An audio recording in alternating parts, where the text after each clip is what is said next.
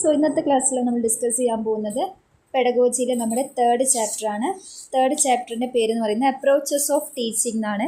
അപ്പോൾ നിങ്ങൾ ഏതൊരു സബ്ജക്റ്റ് ആണെങ്കിലും, നിങ്ങളിപ്പോൾ സയൻസ്, ഫിസിക്കൽ സയൻസ് ആയിക്കോട്ടെ, ഇംഗ്ലീഷ് ആയിക്കോട്ടെ, മാത്തമാറ്റിക്സ് ആയിക്കോട്ടെ, ഏതൊരു സബ്ജക്റ്റ് ആണെങ്കിലും നിങ്ങൾക്ക് ഈ ഒരു ടോപ്പിക്ക് അല്ലെങ്കിൽ ഒരു ചാപ്റ്റർ നിങ്ങൾക്ക് സെയിം ആയിട്ടാണ് വരിക. അപ്പോൾ അതിൽ കൊടുത്തിരിക്കുന്ന എക്സാമ്പിൾസ് മാത്രമാണ്, നിങ്ങളുടെ ചാപ്റ്റർ വൈസുള്ള എക്സാമ്പിൾസിൽ മാത്രമേ മാറ്റങ്ങൾ വരുള്ളൂ. ബാക്കി കോൺസെപ്റ്റ് വൈസും ഡിഫറെൻറ്റ് മോഡൽസും എല്ലാം എന്താണ്, സെയിം ആണ്. ഓക്കെ, അപ്പം എല്ലാവർക്കും ഒരു കോമൺ ക്ലാസ് കൊണ്ട് നമുക്ക് എടുക്കാൻ പറ്റുന്ന ഒരു ചാപ്റ്ററാണ് അപ്രോച്ചസ് ഓഫ് ടീച്ചിങ് എന്നുള്ളത്. സോ അപ്പോൾ അപ്രോച്ചസ് ഓഫ് ടീച്ചിങ്ങിൽ മെയിനായിട്ട് വരുന്ന കാര്യങ്ങൾ എന്ന് വെച്ചാൽ lesson planning, approaches of lesson planning. അതായത് ലെസൺ പ്ലാനിൻ്റെ സ്റ്റെപ്സ് എന്തൊക്കെയാണ്, അത് എങ്ങനെയൊക്കെയാണ് എഴുതേണ്ടത്, അതിൻ്റെ യൂസസ് എന്തൊക്കെയാണ്, അതിൻ്റെ അഡ്വാൻറ്റേജസ് എന്തൊക്കെയാണ് എന്നാണ് നമ്മൾ ഇൻട്രൊഡക്ഷൻ പോർഷനിൽ നോക്കാൻ പോകുന്നത്. അപ്പോൾ എന്താണ് ലെസൺ പ്ലാൻ എന്ന് വെച്ചാൽ, നമ്മൾ ഒരു സ്കൂളിൽ അല്ലെങ്കിൽ നമ്മളൊരു ക്ലാസ് എടുക്കുന്നതിന് മുന്നേ നമ്മൾ എടുക്കാൻ പോകുന്ന ടോപ്പിക്കിനെ കുറിച്ച് ടീച്ചേഴ്സിന് ഒരു ബോധം ഉണ്ടാവും അല്ലേ. നമ്മൾ ഇന്ന് ഈ ഒരു കണ്ടൻറ്റാണ് എടുക്കുന്നത്, അല്ലെങ്കിൽ ഈ ചാപ്റ്ററിൽ ഈ ഒരു ടോപ്പിക്കാണ് എടുക്കുന്നത്. അപ്പം ആ ടോപ്പിക്ക് എടുക്കുന്ന സമയത്ത് അതിൽ എന്തൊക്കെ ഒബ്ജക്റ്റീവ്സ് ഇൻക്ലൂഡ് ചെയ്യണം, അതിൽ ചെയ്യേണ്ട കാര്യങ്ങൾ, അതിൽ യൂസ് ചെയ്യാൻ ടീച്ചിങ് സ്കിൽസ്, ഇതെല്ലാം കൂടി ഇൻക്ലൂഡ് ചെയ്തിട്ട് ഉണ്ടാക്കുന്ന ഒരു പ്ലാനാണ് ലെസൺ പ്ലാൻ. അതായത് നമ്മളൊരു ഇപ്പം നാളെ ക്ലാസ് ആണെങ്കിൽ ഇന്ന് ഞാൻ നാളത്തെ ക്ലാസ്സിന് വേണ്ടിയിട്ട് പ്രിപ്പയർ ചെയ്ത് വെക്കുന്നതാണ് ലെസൺ പ്ലാൻ. അപ്പോൾ ലെസൺ പ്ലാനിൽ നമ്മൾ യൂസ് ചെയ്യുന്ന, നമ്മളതിന് ഡിഫറെൻറ്റ് സ്കിൽസ് ഉണ്ടായിരിക്കും, ഡിഫറെൻറ്റ് ഓഡിയോ വീഡിയോ വിഷ്വൽസ് ഉണ്ടായിരിക്കും, ഡിഫറെൻറ്റ് ടീച്ചിങ് എയ്ഡ്സ് ഉണ്ടായിരിക്കും, നമ്മുടെ ടീച്ചിങ് മെത്തേഡ് കാര്യങ്ങളൊക്കെ വ്യക്തമായിട്ട് നമ്മളൊരു ലെസൺ പ്ലാനിൽ ഇൻക്ലൂഡ് ചെയ്യണം. സോ അതാണ് ലെസൺ പ്ലാൻ എന്ന് പറയുന്നത്. അപ്പോൾ അതിൻ്റെ കുറച്ച് കാര്യങ്ങളെക്കുറിച്ചൊക്കെ നമുക്ക് ഡീറ്റെയിൽസ് ആയിട്ട് എങ്ങനെ നമുക്ക് അതിൻ്റെ ഡിഫറെൻറ്റ് സ്റ്റെപ്സ് കാര്യങ്ങളൊക്കെ നമുക്ക് ഡിസ്കസ് ചെയ്യാനുണ്ട്. Next is organising teaching. ഇപ്പോൾ നമ്മളൊരു ക്ലാസ് റൂം നോക്കുകയാണെങ്കിൽ അതിലൊരു ടീച്ചിങ് ലേണിംഗ് പ്രോസസ്സ് നടക്കുന്നുണ്ട് അല്ലേ. അപ്പം അവിടെ ലേണിങ്ങിനെ പോലെ തന്നെ ഇമ്പോർട്ടൻ്റ് ഒരു പ്രോസസ്സാണ് ടീച്ചിങ് എന്ന് പറയുന്നതും. സോ അപ്പോൾ ഡിഫറെൻറ്റ് ലെവൽസ് ഓഫ് ടീച്ചിങ് ആണ് പറയുന്നത്, ഡിഫറെൻറ്റ് സ്റ്റൈൽസ് ഓഫ് ടീച്ചിങ്. അതാണ് മെമ്മറി ലെവൽ, അണ്ടർസ്റ്റാൻഡിങ് ലെവൽ, അതുപോലെ തന്നെ റിഫ്ലക്റ്റീവ് ലെവൽ എന്ന് പറയുന്നത്. ഓക്കെ, ഇങ്ങനെ 3 ടൈപ്പ് ഓഫ് ടീച്ചിങ് നമുക്ക് പഠിക്കാനുണ്ട്. മെമ്മറി ലെവലിന് നമ്മൾ ഹെർബേഷ്യൻ മോഡൽ എന്ന് വിളിക്കും, ബിക്കോസ് ഹെർബേഷ്യൻ എന്ന് പറഞ്ഞിട്ടുള്ള ആളാണ് അത് ആ ഒരു കാര്യം മുന്നോട്ട് വെച്ചിട്ടുള്ളത്. അതുപോലെ തന്നെ മോറിസോൺ ടീച്ചിങ് മോഡലിനെയാണ് നമ്മൾ അണ്ടർസ്റ്റാൻഡിങ് ലെവൽ എന്ന് പറയുന്നത്. മോറിസോൺ എന്ന് പറഞ്ഞ എഡ്യൂക്കേഷനിസ്റ്റ് ആണ് ഈ ഒരു മോഡൽ കൊണ്ടുവന്നിട്ടുള്ളത്. അതുപോലെ ബിഗി ആൻഡ് ഹണ്ട് ആണ് ഒരു reflective level of teaching model കൊണ്ടുവന്നിട്ടുള്ളത്. സോ അവരുടെ പേരിലും നമ്മൾ ആ മോഡലിനെ പറയാറുണ്ട്. അപ്പോൾ നിർബന്ധമായിട്ടും നിങ്ങൾ different types of teaching models, അത് ആരാണ് അതിനെ പ്രപ്പോസ് ചെയ്തിരിക്കുന്നത് എന്നുള്ള കാര്യങ്ങളൊക്കെ വ്യക്തമായിട്ട് മനസ്സിലാക്കുക. അത് ഓരോ ലെവൽസും എന്തൊക്കെയാണ് ഉദ്ദേശിക്കുന്നത്, അതിൽ എന്തൊക്കെയാണ് ഇൻക്ലൂഡ് ചെയ്യുന്നത് നമുക്ക് പഠിക്കാറുണ്ട് കേട്ടോ. Next is unit plan and lesson plan writing. അതായത് ഒരു യൂണിറ്റിന് വേണ്ടി നമ്മൾ ഉണ്ടാക്കുന്ന പ്ലാനാണ് യൂണിറ്റ് പ്ലാൻ. ഓരോ കണ്ടന്റ് ബേസ് ചെയ്തിട്ട് ഒരു യൂണിറ്റ് ഉണ്ടാവുമല്ലോ. ഇപ്പോൾ ഒരു ചാപ്റ്റർ നോക്കുകയാണെങ്കിലും ഒരുപാട് യൂണിറ്റ്സ് ഉണ്ടായിരിക്കും. ആ യൂണിറ്റ്സിനെയൊക്കെ ബേസ് ചെയ്തിട്ട് ആ യൂണിറ്റ് എങ്ങനെ ക്ലാസ്സിൽ പ്രസൻറ്റ് ചെയ്യണം, അതിൽ നമുക്ക് എന്തൊക്കെ കാര്യങ്ങൾ യൂസ് ചെയ്യാം, ആ main objectives of that unit എന്താണ്, അത് കുട്ടികളിലേക്ക് എങ്ങനെ എത്തിക്കാം, ഇങ്ങനത്തെ കാര്യങ്ങളൊക്കെ വെച്ചിട്ടാണ് നമ്മൾ ഒരു യൂണിറ്റ് പ്ലാൻ ഉണ്ടാക്കേണ്ടത്. അപ്പം അത് എങ്ങനെയാണ് യൂണിറ്റ് പ്ലാൻ ഉണ്ടാക്കുക എന്നൊക്കെ വ്യക്തമായിട്ട് നിങ്ങൾ ടെക്സ്റ്റ് ബുക്കിൽ വിത്ത് എക്സാമ്പിൾ പറഞ്ഞിട്ടുണ്ട്, ഓരോ യൂണിറ്റ് പ്ലാനും അല്ലെങ്കിൽ ലെസൺ പ്ലാനും എങ്ങനെ ഉണ്ടാക്കുക എന്നുള്ളത്. അപ്പം അതിൽ മാത്രമാണ് ഈ ഒരു ചാപ്റ്ററിൽ ഡിഫറൻസ് വരുന്നത്. അതായത് ഓരോ പെഡഗോജിയിലും ഡിഫറൻസ് വരുന്നത് ഈ ഒരു പോർഷനിൽ മാത്രമാണ്. നിങ്ങളുടെ സബ്ജക്റ്റ് അനുസരിച്ചിട്ടുള്ള യൂണിറ്റ് പ്ലാൻ ആയിരിക്കും നിങ്ങളുടെ പെഡഗോജിയിൽ ഉണ്ടാവുക. അപ്പോൾ നിങ്ങൾ എക്സാമിൽ വരുന്ന സമയത്തും നിങ്ങളുടെ സബ്ജക്റ്റ് വൈസ് ആയിട്ടുള്ള യൂണിറ്റ് പ്ലാൻ കാര്യങ്ങളൊക്കെയാണ് അതിൽ ഇൻക്ലൂഡ് ചെയ്യേണ്ടത് കേട്ടോ. സോ അപ്പോൾ ഇത് ജസ്റ്റ് ഈ ചാപ്റ്ററിൻ്റെ ഒരു ഇൻട്രൊഡക്ഷൻ പോലെ നമുക്ക് പറയാനുള്ളത്. സോ അപ്പോൾ നമുക്ക് ചാപ്റ്ററിലേക്ക് ഡീറ്റെയിൽ ആയിട്ട് ഓരോ കാര്യങ്ങളും എന്താണെന്ന് നോക്കാം കേട്ടോ. Okay, so this is third chapter, approaches of teaching. So അപ്പോൾ ഇതിൽ മെയിനായിട്ട് നമ്മൾ ഫസ്റ്റ് ഡിസ്കസ് ചെയ്യാൻ പോകുന്നത് വാട്ട് ഈസ് ലെസൺ പ്ലാൻ, അല്ലെങ്കിൽ എങ്ങനെ നമുക്കൊരു ലെസൺ പ്ലാൻ ഡിസൈൻ ചെയ്യാം എന്നുള്ളൊരു കാര്യമാണ്. അപ്പം എന്താണ് ലെസൺ പ്ലാൻ എന്ന് വെച്ചാൽ, ഒരു ക്ലാസ് റൂം ടീച്ചിങ്ങിന് മുന്നേ ടീച്ചേഴ്സ് എന്ത് ചെയ്യാണ്, ആ ക്ലാസ് റൂം ടീച്ചിങ് നടത്താൻ വേണ്ടിയിട്ട് പ്രിപ്പയർ ചെയ്യുന്നതിനെയാണ് ലെസൺ പ്ലാൻ എന്ന് പറയുന്നത്.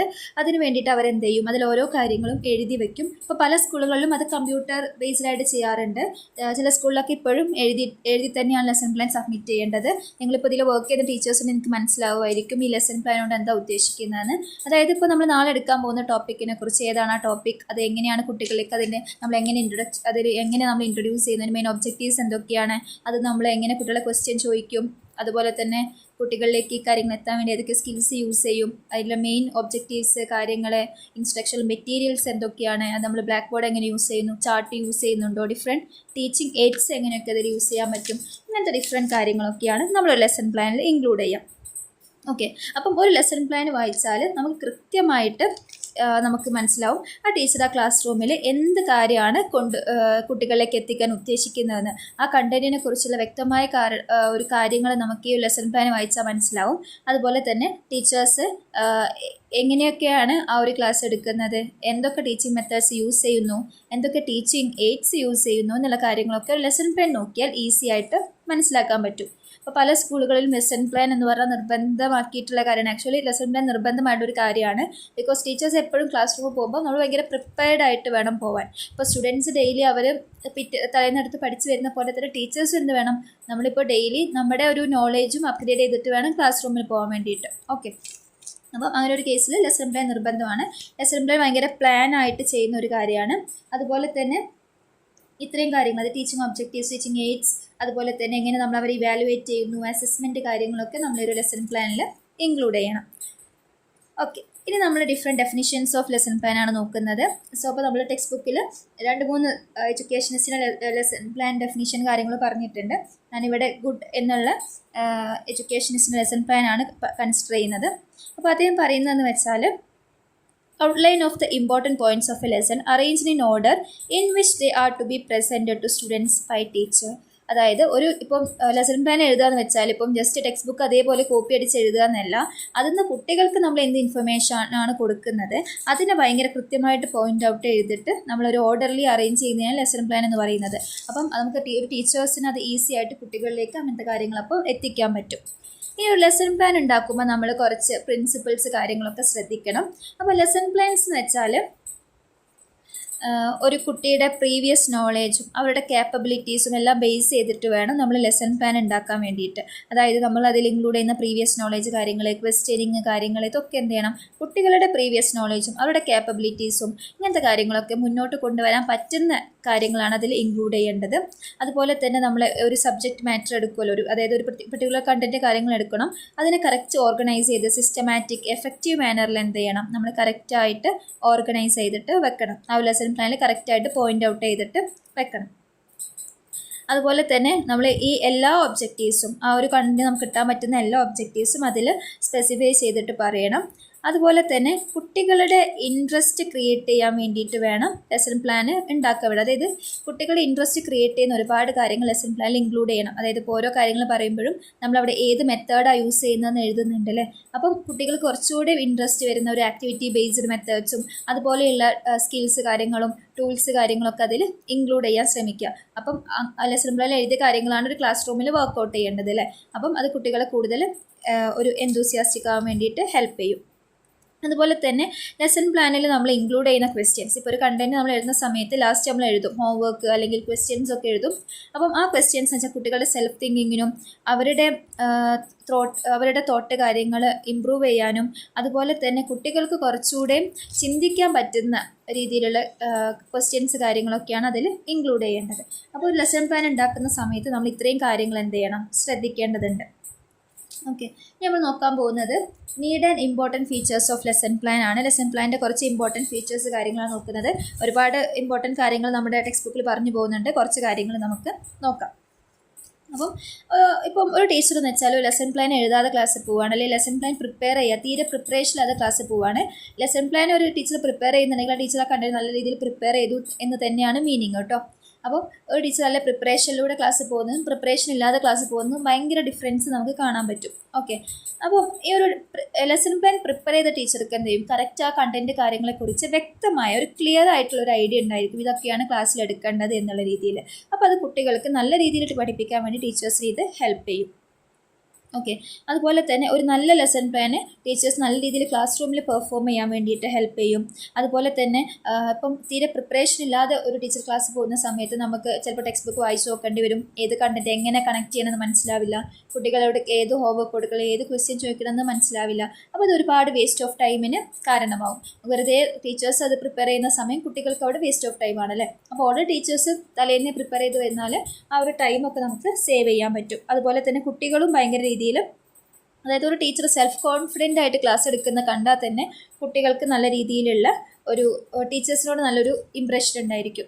സോ അപ്പം ടീച്ചേഴ്സിന് തപ്പി പിടിക്കുന്നു, ഇടയ്ക്ക് ടെക്സ്റ്റ് ബുക്ക് നോക്കുന്നു, അല്ലെങ്കിൽ വെറുതെ നിന്ന് അത് പ്രിപ്പയർ ചെയ്യുന്നു, ഇതൊക്കെ എല്ലാം കണ്ട കുട്ടികൾക്കും ഒരു മടുപ്പുണ്ടാവും അല്ലേ. അപ്പോൾ അതൊന്നും ഇല്ലാതാക്കാൻ വേണ്ടിയിട്ട് ഈ ഒരു ലെസൺ പ്ലാന് ഹെൽപ്പ് ചെയ്യുന്നത്. അത് ടീച്ചേഴ്സ് നല്ല സെൽഫ് കോൺഫിഡൻസ് കൊടുക്കാൻ വേണ്ടിയിട്ട് നമുക്ക് ഈ ഒരു ലെസൺ പ്ലാന് ഹെൽപ്പ് ചെയ്യുന്നുണ്ട്.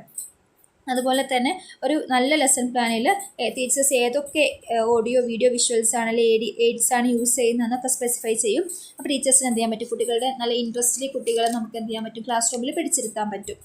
അതുപോലെ തന്നെ നമ്മളൊരു നല്ല ലെസൺ പ്ലാൻ തയ്യാറാക്കി കഴിഞ്ഞാൽ ഒരിക്കലും ഒരു അൺഇമ്പോർട്ടൻറ്റ് ടോപ്പിക്കിൽ നമ്മൾ അത്രത്തോളം ഒരു ഇമ്പോർട്ടൻസ് കൊടുക്കില്ല. ഓക്കെ, അതായത് നല്ല രീതിയിൽ ലെസൺ പ്ലാൻ തയ്യാറാക്കി നമുക്ക് മനസ്സിലാവും ഇവിടെ ഏത് കാര്യമാണ് യൂസ് ചെയ്യേണ്ടത്, ഏത് എക്സാമ്പിൾസ് ആണ് അവിടെ യൂസ് ചെയ്യേണ്ടത്, ഇതെങ്ങനെ റിയൽ ലൈഫായിട്ട് കണക്ട് ചെയ്യാമെന്നൊക്കെ നമുക്ക് മനസ്സിലാവും. അപ്പോൾ നമ്മളൊരിക്കലും വേറെ അല്ലെങ്കിൽ അതായിട്ട് റിലേഷൻ ഇല്ലാത്ത കാര്യങ്ങളൊന്നും പറഞ്ഞിട്ട് ക്ലാസ് റൂമിൽ നമ്മൾ സമയം പോക്കേണ്ട കാര്യമില്ല. സോ അപ്പം അങ്ങനത്തെ കാര്യങ്ങളൊക്കെ നല്ല ലെസൺ പ്ലാൻ ഉണ്ടെങ്കിൽ നമുക്ക് ഒഴിവാക്കാവുന്ന കാര്യങ്ങളാണ്. അതുപോലെ തന്നെ ഒരു നല്ല ലെസൺ പ്ലാനിൽ നമ്മൾ എപ്പോഴും എക്സിസ്റ്റിംഗ് നോളേജിൻ്റെ കൂടെ തന്നെ പ്രീവിയസ് നോളേജും എല്ലാം കണക്ട് ചെയ്തിട്ടാണ് തയ്യാറാക്കുക അല്ലേ. അപ്പോൾ കുട്ടികൾക്ക് കുറച്ചുകൂടെ ഇൻഫർമേഷൻസും കാര്യങ്ങളും കിട്ടാൻ വേണ്ടിയിട്ട് ഇത് ഹെൽപ്പ് ചെയ്യും. അതുപോലെ തന്നെ ഒരു നല്ല ലെസൺ പ്ലാനിൽ നമ്മൾ എപ്പോഴും കുട്ടികളുടെ തിങ്കിങ്ങും ഇൻട്രസ്റ്റും ക്രിയേറ്റിവിറ്റിയും ഇമാജിനേഷനും എല്ലാം ഇമ്പ്രൂവ് ചെയ്യുന്ന രീതിയിൽ അല്ലെങ്കിൽ ഇൻക്ലൂഡ് ചെയ്യുന്ന രീതിയിലുള്ള കോൺസെപ്റ്റ് കാര്യങ്ങളാണ് ഇൻക്ലൂഡ് ചെയ്യുക. അതുപോലെ ആക്ടിവിറ്റീസ് കാര്യങ്ങളാണ് ഇൻക്ലൂഡ് ചെയ്യുക. അപ്പോൾ അത് കുട്ടികൾക്ക് കുറച്ചുകൂടി എഫക്റ്റീവായ രീതിയിൽ ക്ലാസ് എടുക്കാൻ വേണ്ടിയിട്ട് നമുക്ക് ഹെൽപ്പ് ചെയ്യുന്നുണ്ട്. അതുപോലെ തന്നെ ഒരു നല്ല ലെസൺ പ്ലാൻ എപ്പോഴും ഫ്ലെക്സിബിൾ ആയിരിക്കും. നമുക്കതിൽ ആവശ്യാനുസരണം ചേഞ്ചസ് കാര്യങ്ങൾ കൊണ്ടുവരാൻ പറ്റും. അല്ലാതെ ഒരിക്കലും അതൊരു റിജിഡ് ഫോമിലായിരിക്കില്ല. സോ നമുക്ക് ഒരു കറക്റ്റ് ഓർഡർലി നമുക്കിപ്പോൾ ഇത്ര ടൈം പീരിയഡിൻ്റെ ഉള്ളിൽ ഒരു ചാപ്റ്റർ തീർക്കണമെങ്കിൽ നമുക്ക് നിർബന്ധമായിട്ടും നല്ലൊരു പ്ലാനിങ് വേണം അല്ലേ. അതായത് നല്ലൊരു ലെസൺ പ്ലാൻ ഉണ്ടാക്കിയിട്ട് ഇത്രയും കണ്ടൻറ്റ് ഇന്ന് തീർക്കണം, അല്ലെങ്കിൽ ഇത്രയും കണ്ടൻറ്റ് ഈ ഒരു വീക്കിൽ തീർക്കണം, അല്ലെങ്കിൽ ഇത് റിലേറ്റ് ചെയ്ത് പഠിപ്പിക്കാം. ഇങ്ങനെ വ്യക്തമായ ധാരണയുള്ള ടീച്ചർക്ക് എന്ത് ചെയ്യാൻ പറ്റും, ഈസി ആയിട്ട് within the time limit chapters കാര്യങ്ങളൊക്കെ തീർക്കാൻ പറ്റും. അല്ലെങ്കിൽ നമുക്ക് ചിലപ്പോൾ ലാഗ് ആവാനുള്ള ചാൻസ് വളരെ കൂടുതലാണ്. ഓക്കെ, സോ അപ്പം ഇത് ഇങ്ങനെ ഒരു നല്ല ലെസൺ പ്ലാൻ ടീച്ചേഴ്സ് തയ്യാറാക്കുന്ന സമയത്ത് ടീച്ചേഴ്സ് അതിൻ്റെ കൂടെ തന്നെ ക്വസ്റ്റ്യൻസും കാര്യങ്ങളും ഒക്കെ പ്രിപ്പയർ ചെയ്യും. അപ്പം കുട്ടികൾക്കും എന്താണ് ഒരു പ്രോപ്പറായിട്ടുള്ള ഇമ്പോർട്ടൻറ്റ് ക്വസ്റ്റ്യൻസ് കാര്യങ്ങൾ കിട്ടാനും കറക്റ്റ് ഹോംവർക്ക് കിട്ടാനും ഒക്കെ ഇത് ഹെൽപ്പ് ചെയ്യുന്നുണ്ട്.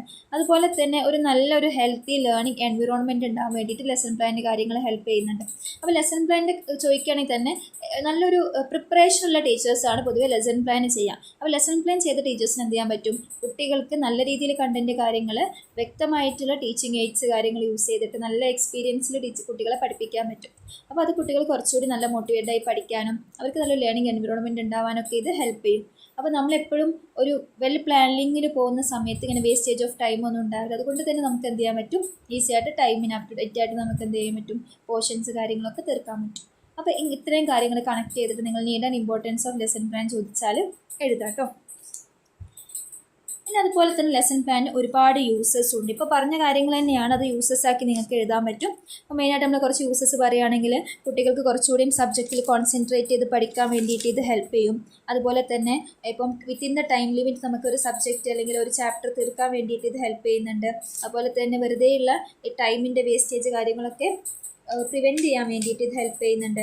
അതുപോലെ തന്നെ ഡിഫറെൻറ്റ് ആക്ടിവിറ്റീസ് കാര്യങ്ങൾ, അതുപോലെ തന്നെ ഡിഫറെൻറ്റ് റിസോഴ്സസിൽ നിന്ന് പഠിപ്പിക്കാൻ വേണ്ടിയിട്ടൊക്കെ ഇത് ഹെൽപ്പ് ചെയ്യുന്നുണ്ട്. അതുപോലെ തന്നെ ടീച്ചേഴ്സ് വെറുതെ എന്താ പറയുക ഒരുപാട് മിസ്കൺസെപ്ഷനും അല്ലെങ്കിൽ ഒരു അൺഇമ്പോർട്ടൻറ്റ് ടോപ്പിക്സ് ഒന്നും കൊണ്ടുവരാതിരിക്കാൻ വേണ്ടിയിട്ടൊക്കെ ഇത് ഹെൽപ്പ് ചെയ്യും. അപ്പോൾ ഇങ്ങനത്തെ കുറച്ച് കാര്യങ്ങളൊക്കെ നിങ്ങൾക്ക് അതിൽ ഇൻക്ലൂഡ് ചെയ്യാം. പിന്നെ അതുപോലെ തന്നെ ഒരു ലെസൺ പ്ലാൻ ഉണ്ടാക്കിയ ടീച്ചേഴ്സിനും അവരുടെ സെൽഫ് കോൺഫിഡൻസ് ഇമ്പ്രൂവ് ചെയ്യാനും അവർ സെൽഫ് പവർ ഇമ്പ്രൂവ് ചെയ്യാനൊക്കെ ഇത് ഹെൽപ്പ് ചെയ്യുന്നുണ്ട്.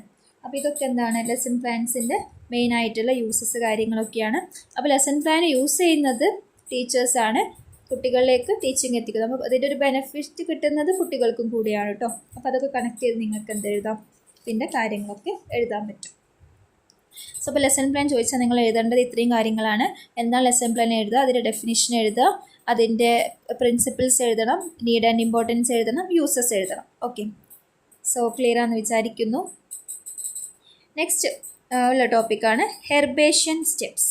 അപ്പോൾ ജർമ്മൻ എഡ്യൂക്കേറ്റർ JF ഹെർബാർട്ടാണ് ഒരു ടീച്ചിങ്ങിന് 5 ഫോർമൽ സ്റ്റെപ്സ് ഉണ്ടെന്ന് പറയുന്നത്. ഓക്കെ, JF ഹെർബാർട്ടിനെ സംബന്ധിച്ചിടത്തോളം ടീച്ചിങ്ങിൽ ഒരു 5 ഫോർമൽ സ്റ്റെപ്സ് ഉണ്ട് ടീച്ചിങ്ങിൽ എന്ന് പറയുന്നു. അതിനെയാണ് നമ്മൾ ഹെർബേഷ്യൻ സ്റ്റെപ്സ് എന്ന് വിളിക്കുന്നത്. അപ്പോൾ ഈ 5 സ്റ്റെപ്സ് എന്ന് വെച്ചാൽ ഇപ്പോൾ ഞാൻ PPTയിൽ കാണുന്ന preparation, presentation, association, generalisation, application, ഇതാണ് മെയിനായിട്ടുള്ള 5 സ്റ്റെപ്സ് എന്ന് പറയുന്നത്. അപ്പം ഈ സ്റ്റെപ്സ് ബേസ് ചെയ്തിട്ട് വേണം ഒരു ടീച്ചർ ഒരു ക്ലാസ് റൂമിൽ, അതായത് ഒരു ഫോർമൽ ക്ലാസ് റൂമിൽ ടീച്ച് ചെയ്യാനെന്നാണ് പറയുന്നത്. അപ്പോൾ അതിൽ പ്രസൻറ്റേഷൻ മീൻസ് ഇൻട്രൊഡക്ഷൻ ആണ്. അപ്പോൾ ഇൻട്രൊഡക്ഷൻ നമുക്കറിയാലോ, നമ്മൾ ക്ലാസ് റൂമിൽ കയറി ചെല്ലുന്ന സമയത്ത് നമ്മൾ എന്ത് ചെയ്യണം, കുട്ടികളെ ഒരു വാം വെൽക്കം ചെയ്യണം. അതായത് നമ്മൾ കുട്ടികൾക്ക് ഒരു ഇൻട്രസ്റ്റ് ക്രിയേറ്റ് ചെയ്യുന്ന പോലെ വേണം നമ്മുടെ ഒരു ഇൻട്രൊഡക്ഷൻ എന്ന് പറയുന്നത്. കാരണം വരുമ്പോഴത്തേക്ക് നമ്മൾ ചൂടായി വരുന്നു, അല്ലെങ്കിൽ കുട്ടികളെ നമ്മൾ വിഷ് ചെയ്യുന്നില്ല, അങ്ങനെയല്ല. നമ്മൾ എന്ത് ചെയ്യണം, എഴുതുന്ന കുട്ടികളെ വിഷ് ചെയ്യണം, കുട്ടികൾ നമ്മളെ വിഷ് ചെയ്യണം. എന്നിട്ട് നമ്മൾ അവരോട് ഹൗ ആർ യു അങ്ങനത്തെ കാര്യങ്ങളൊക്കെ ചോദിച്ചിട്ട് ജസ്റ്റ് ഒരു ഫ്രണ്ട്ഷിപ്പ് അല്ലെങ്കിൽ ഒരു ഇൻട്രസ്റ്റ് ക്രിയേറ്റ് ചെയ്തിട്ട് വേണം നമുക്ക് ക്ലാസ് എടുക്കാൻ വേണ്ടിയിട്ട്. അതുപോലെ തന്നെ ഒരു ടോപ്പിക്ക് നമ്മൾ സ്റ്റാർട്ട് ചെയ്യുന്ന സമയത്ത് കുട്ടികൾ നല്ല ഇൻട്രസ്റ്റോട് കൊണ്ടുവരാൻ വേണ്ടിയിട്ട് എന്തെങ്കിലും സ്റ്റോറിയിലൂടെ തുടങ്ങുക, അല്ലെങ്കിൽ പുതിയ ഇൻഫർമേഷൻ വെച്ച് തുടങ്ങുക, അല്ലെങ്കിൽ അവരുടെ എക്സിസ്റ്റിംഗ് നോളേജിനെ ബൂസ്റ്റപ്പ് ചെയ്യുന്ന രീതിയിലുള്ള പ്രീവിയസ് നോളേജ് കാര്യങ്ങളൊക്കെ ചെക്ക് ചെയ്തിട്ട് തുടങ്ങുക. അങ്ങനത്തെ കാര്യങ്ങളൊക്കെ നമുക്ക് ചെയ്യാവുന്നതാണ്. സോ ഇതാണ് ഫസ്റ്റ് ആയിട്ടുള്ള ഇൻട്രൊഡക്ഷൻ അല്ലെങ്കിൽ പ്രിപ്പറേഷൻ എന്നുള്ള ഫസ്റ്റ് സ്റ്റെപ്പിൽ വരുന്നത് കേട്ടോ. Next is presentation. സോ ഈ ഒരു ഇൻട്രൊഡക്ഷന് ശേഷം വരുന്നതാണ് പ്രസൻറ്റേഷൻ. സോ പ്രസൻറ്റേഷൻ എന്ന് വെച്ചാൽ നമ്മളിപ്പോൾ ഒരു ടോപ്പിക് എടുക്കുന്ന സമയത്ത്, അതായത് ഒരു പുതിയ ഇൻഫർമേഷൻ ആയിരിക്കാം, അത് കുട്ടികളിലേക്ക് എങ്ങനെ നമ്മൾ എത്തുന്നു എന്നാണ്. അപ്പോൾ നമുക്ക് എന്ത് ചെയ്യാൻ പറ്റും, ഡിഫറെൻറ്റ് കമ്പാരിസൺസ് യൂസ് ചെയ്യാം, അല്ലെങ്കിൽ ഇല്ലസ്ട്രേഷൻ മോഡൽസ് അല്ലെങ്കിൽ പലതും ഡെമോൺസ്ട്രേറ്റ് ചെയ്ത് കാണിച്ചു കൊടുക്കാം, അല്ലെങ്കിൽ ഓഡിയോ വിഷ്വൽ അല്ലെങ്കിൽ വീഡിയോ വിഷ്വൽസ് കാര്യങ്ങളൊക്കെ വെച്ചിട്ട് നമുക്ക് കാണിക്കാൻ പറ്റും. അല്ലെങ്കിൽ നമുക്ക് നമ്മുടെ ബോർഡ്, ബ്ലാക്ക് ബോർഡ് കാര്യങ്ങളൊക്കെ യൂസ് ചെയ്തിട്ട് നമുക്ക് പ്രസൻറ്റ് ചെയ്യാം. അങ്ങനെ പ്രസൻറ്റ് ചെയ്യാൻ ഒരുപാട് മെത്തേഡ്സ് ഉണ്ട്, PPT കാര്യങ്ങൾ. അപ്പം ഒരു പുതിയ ഇൻഫർമേഷൻ കുട്ടികളിലേക്ക് എത്തിക്കുന്നതാണ് പ്രസൻറ്റേഷൻ. സോ ടീച്ചിങ്ങിൻ്റെ 5 ഹെർബേഷൻ സ്റ്റെപ്സിലെ 5 ഫോർമൽ സ്റ്റെപ്സിലെ സെക്കൻഡ് സ്റ്റെപ്പാണ് പ്രസൻറ്റേഷൻ. ദെൻ അസോസിയേഷൻ സ്റ്റെപ്പിൽ പറയുന്നതെന്ന് വെച്ചാൽ, നമ്മൾ കുട്ടികളെ പുതിയ നോളേജ് അല്ലെങ്കിൽ പുതിയ ഐഡിയാസ് പഠിപ്പിക്കുന്ന സമയത്ത് നമ്മൾ എന്ത് ചെയ്യും, എക്സിസ്റ്റിംഗ് നോളേജും അല്ലെങ്കിൽ മുന്നേയുള്ള ഐഡിയാസ് കാര്യങ്ങളൊക്കെ കമ്പയർ ചെയ്ത് അതിൻ്റെ സിമിലാരിറ്റീസ്, ഡിഫറൻസ്, ഇങ്ങനത്തെ കാര്യങ്ങളൊക്കെ വെച്ചിട്ടാണല്ലോ പുതിയൊരു കാര്യം കുട്ടികളിലേക്ക് നമ്മൾ അവരുടെ മൈൻഡിൽ വരുത്തുക. ഇതിനെയാണ് നമ്മൾ അസോസിയേഷൻ, അതായത് എക്സിസ്റ്റിംഗ് നോളേജ് അസോസിയേറ്റ് ചെയ്ത് ന്യൂ നോളേജ് പഠിപ്പിക്കുന്ന പ്രോസസ്സാണ് അസോസിയേഷൻ. ദെൻ ജനറലൈസേഷൻ എന്ന് വെച്ചാൽ നമ്മൾ എന്ത് ചെയ്യുക, കുട്ടികൾക്ക് ഇപ്പോൾ സർട്ടൻ കാര്യങ്ങൾ ലൈക്ക് ഇപ്പോൾ സയൻസിൽ നമ്മൾ പഠിപ്പിക്കുന്ന സമയത്താണെങ്കിൽ കുട്ടികൾ ഡിഫറെൻറ്റ് ഫോർമുലാസ് കാര്യങ്ങൾ ഇതൊക്കെ നമ്മൾ എന്ത് ചെയ്യുക, റിയൽ ലൈഫ് കാര്യങ്ങളൊക്കെ ആയിട്ട് നമ്മൾ കണക്ട് ചെയ്തിട്ട് പഠിപ്പിക്കുന്നതിനാണ് നമ്മൾ ജനറലൈസേഷൻ എന്ന് പറയുക. അത് അവരുടെ റിയൽ ലൈഫിൽ അപ്ലൈ ചെയ്യുന്നതിനാണ് അപ്ലിക്കേഷൻ എന്ന് പറയുക. അതായത് പുതിയ സിറ്റുവേഷനിൽ അതെങ്ങനെ അപ്ലൈ ചെയ്യണം, അതുപോലെ തന്നെ ഇപ്പം സയൻസിൻ്റെ കാര്യങ്ങളൊക്കെയാണ് അതെങ്ങനെ അപ്ലൈ ചെയ്യണം. ഇപ്പം ഇംഗ്ലീഷ് പഠിപ്പിക്കുന്ന സമയത്ത് നമ്മളൊരാൾ കമ്മ്യൂണിക്കേഷനിൽ ഇതൊക്കെ എങ്ങനെ നമുക്ക് കൊണ്ടുവരാം, അങ്ങനത്തെ ഓരോ കാര്യങ്ങളാണ് ആപ്ലിക്കേഷനിൽ ഇൻക്ലൂഡ് ചെയ്യുന്നത്. സോ അപ്പോൾ ഇതാണ് മെയിൻ ആയിട്ടുള്ള 5 steps: preparation, presentation, association, generalisation and application. അപ്പം ഇതാണ് ഹെർബേഷ്യൻ സ്റ്റെപ്സ് കൊണ്ട് ഉദ്ദേശിക്കുന്നത് കേട്ടോ. അപ്പോൾ അത് ഓർത്ത് വയ്ക്കാം.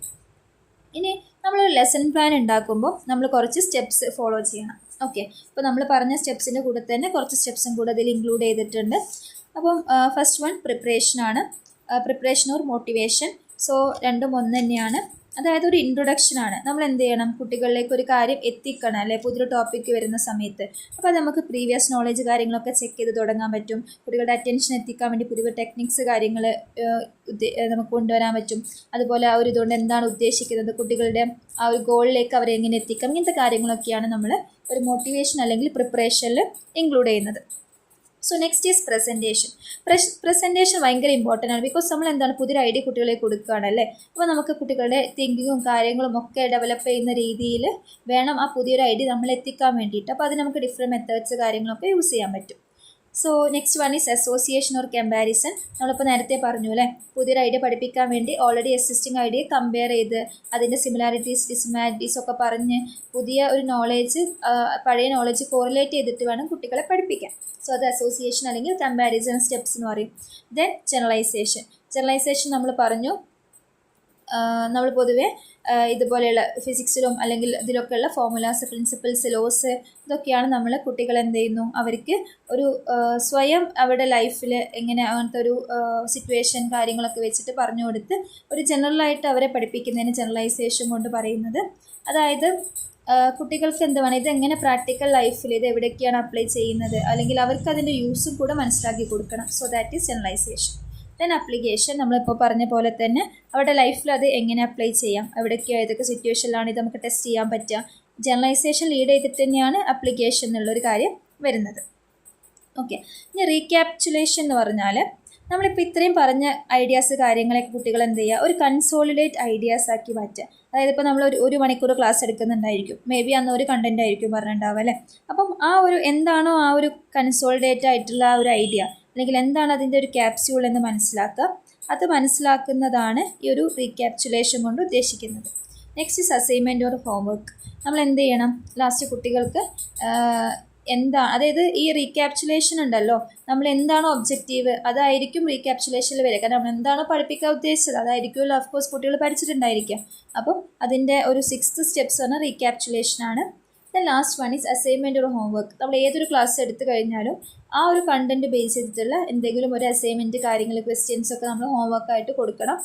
അത് അസൈൻമെൻ്റ് ആവാം, ക്വസ്റ്റ്യൻസ് ആൻസറിങ് ആവാം, പ്രോബ്ലം സോൾവിങ് ആവാം, അങ്ങനെ ഏത് മെത്തേഡ്സ് നമുക്കതിൽ ഇൻക്ലൂഡ് ചെയ്യാൻ പറ്റും. ഓക്കെ, അപ്പം നമ്മളെപ്പോഴും ക്ലാസ് എടുക്കുന്ന സമയത്ത് ക്ലാസ് റൂം ആക്ടിവിറ്റീസിൻ്റെ കൂടെ തന്നെ ഇതുപോലെയുള്ള ഹോംവർക്ക്സ് കാര്യങ്ങളൊക്കെ നമ്മൾ കൊടുത്തിരിക്കണം കേട്ടോ.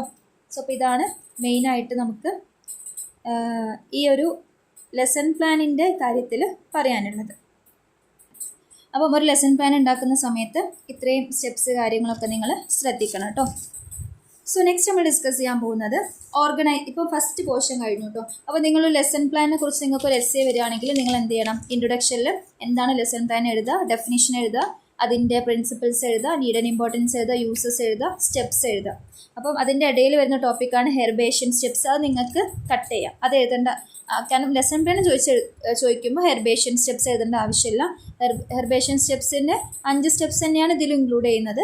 സോ അപ്പം ഹെർബേഷ്യൻ സ്റ്റെപ്സ് എന്നുള്ള ഒരു വേർഡ് വേണ്ട, അത് കട്ട് ചെയ്തിട്ട് ഈ ലെസൺ പ്ലാനിൻ്റെ സ്റ്റെപ്സ് എഴുതി കഴിഞ്ഞാൽ നിങ്ങൾക്ക് എന്ത് എഴുതി, ലെസൺ പ്ലാനിൻ്റെ ആ ഒരു ക്വസ്റ്റ്യൻ നിങ്ങൾക്ക് കംപ്ലീറ്റ് ചെയ്തിട്ട് ഒരു കൺക്ലൂഷനും വെച്ചാൽ ആ ഒരു എസ്സേ കംപ്ലീറ്റ് ആയിട്ടോ.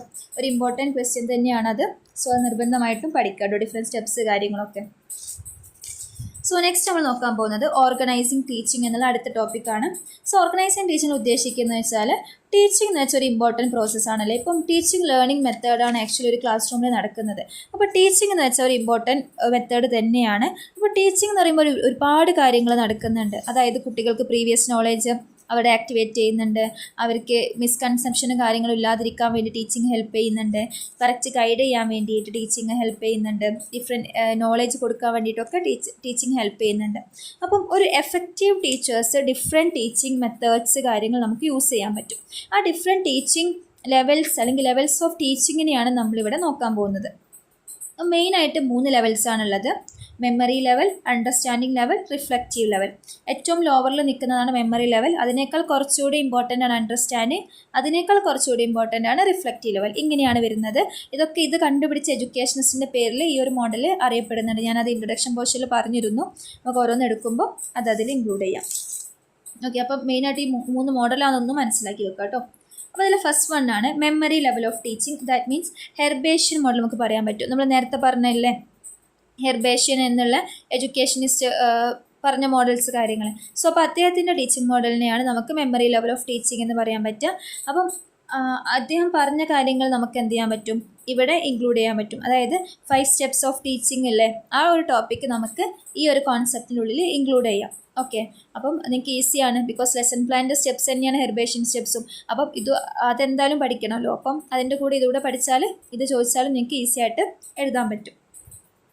അപ്പം പ്രൊഫസർ ഹെർബർട്ട് പറഞ്ഞതെന്ന് വെച്ചാൽ മെമ്മറി ലെവൽ ഓഫ് ടീച്ചിങ്ങിന് ഈ ഒരു 5 സ്റ്റെപ്സ് ഉണ്ട് എന്നാണ് പറയുന്നത്. First one focus. ഫോക്കസ് എന്ന് വെച്ചാൽ നമ്മൾ എന്ത് ചെയ്യാണ്, ഇമ്പോർട്ടൻറ്റ് കാര്യങ്ങളിൽ ഫോക്കസ് കൊടുക്കുക. അതുപോലെ തന്നെ നമ്മൾ ഫാക്ട്സ് അങ്ങനെ നോളേജ് കാര്യങ്ങളൊക്കെ കൊടുക്കുക. അതുപോലെ തന്നെ കുട്ടികൾക്ക് നമ്മൾ എന്ത് വേണം, അവരുടെ പ്രീവിയസ് നോളേജ് കാര്യങ്ങളൊക്കെ റീകോൾ ചെയ്യണം. അങ്ങനെ നമ്മൾ കുറച്ചുകൂടിയും എഡ്യൂക്കേഷനിൽ കുറച്ചുകൂടി ഇമ്പോർട്ടൻസ് കൊടുക്കുന്നതിനെയാണ് ഫോക്കസ് എന്ന് പറയുന്നത്.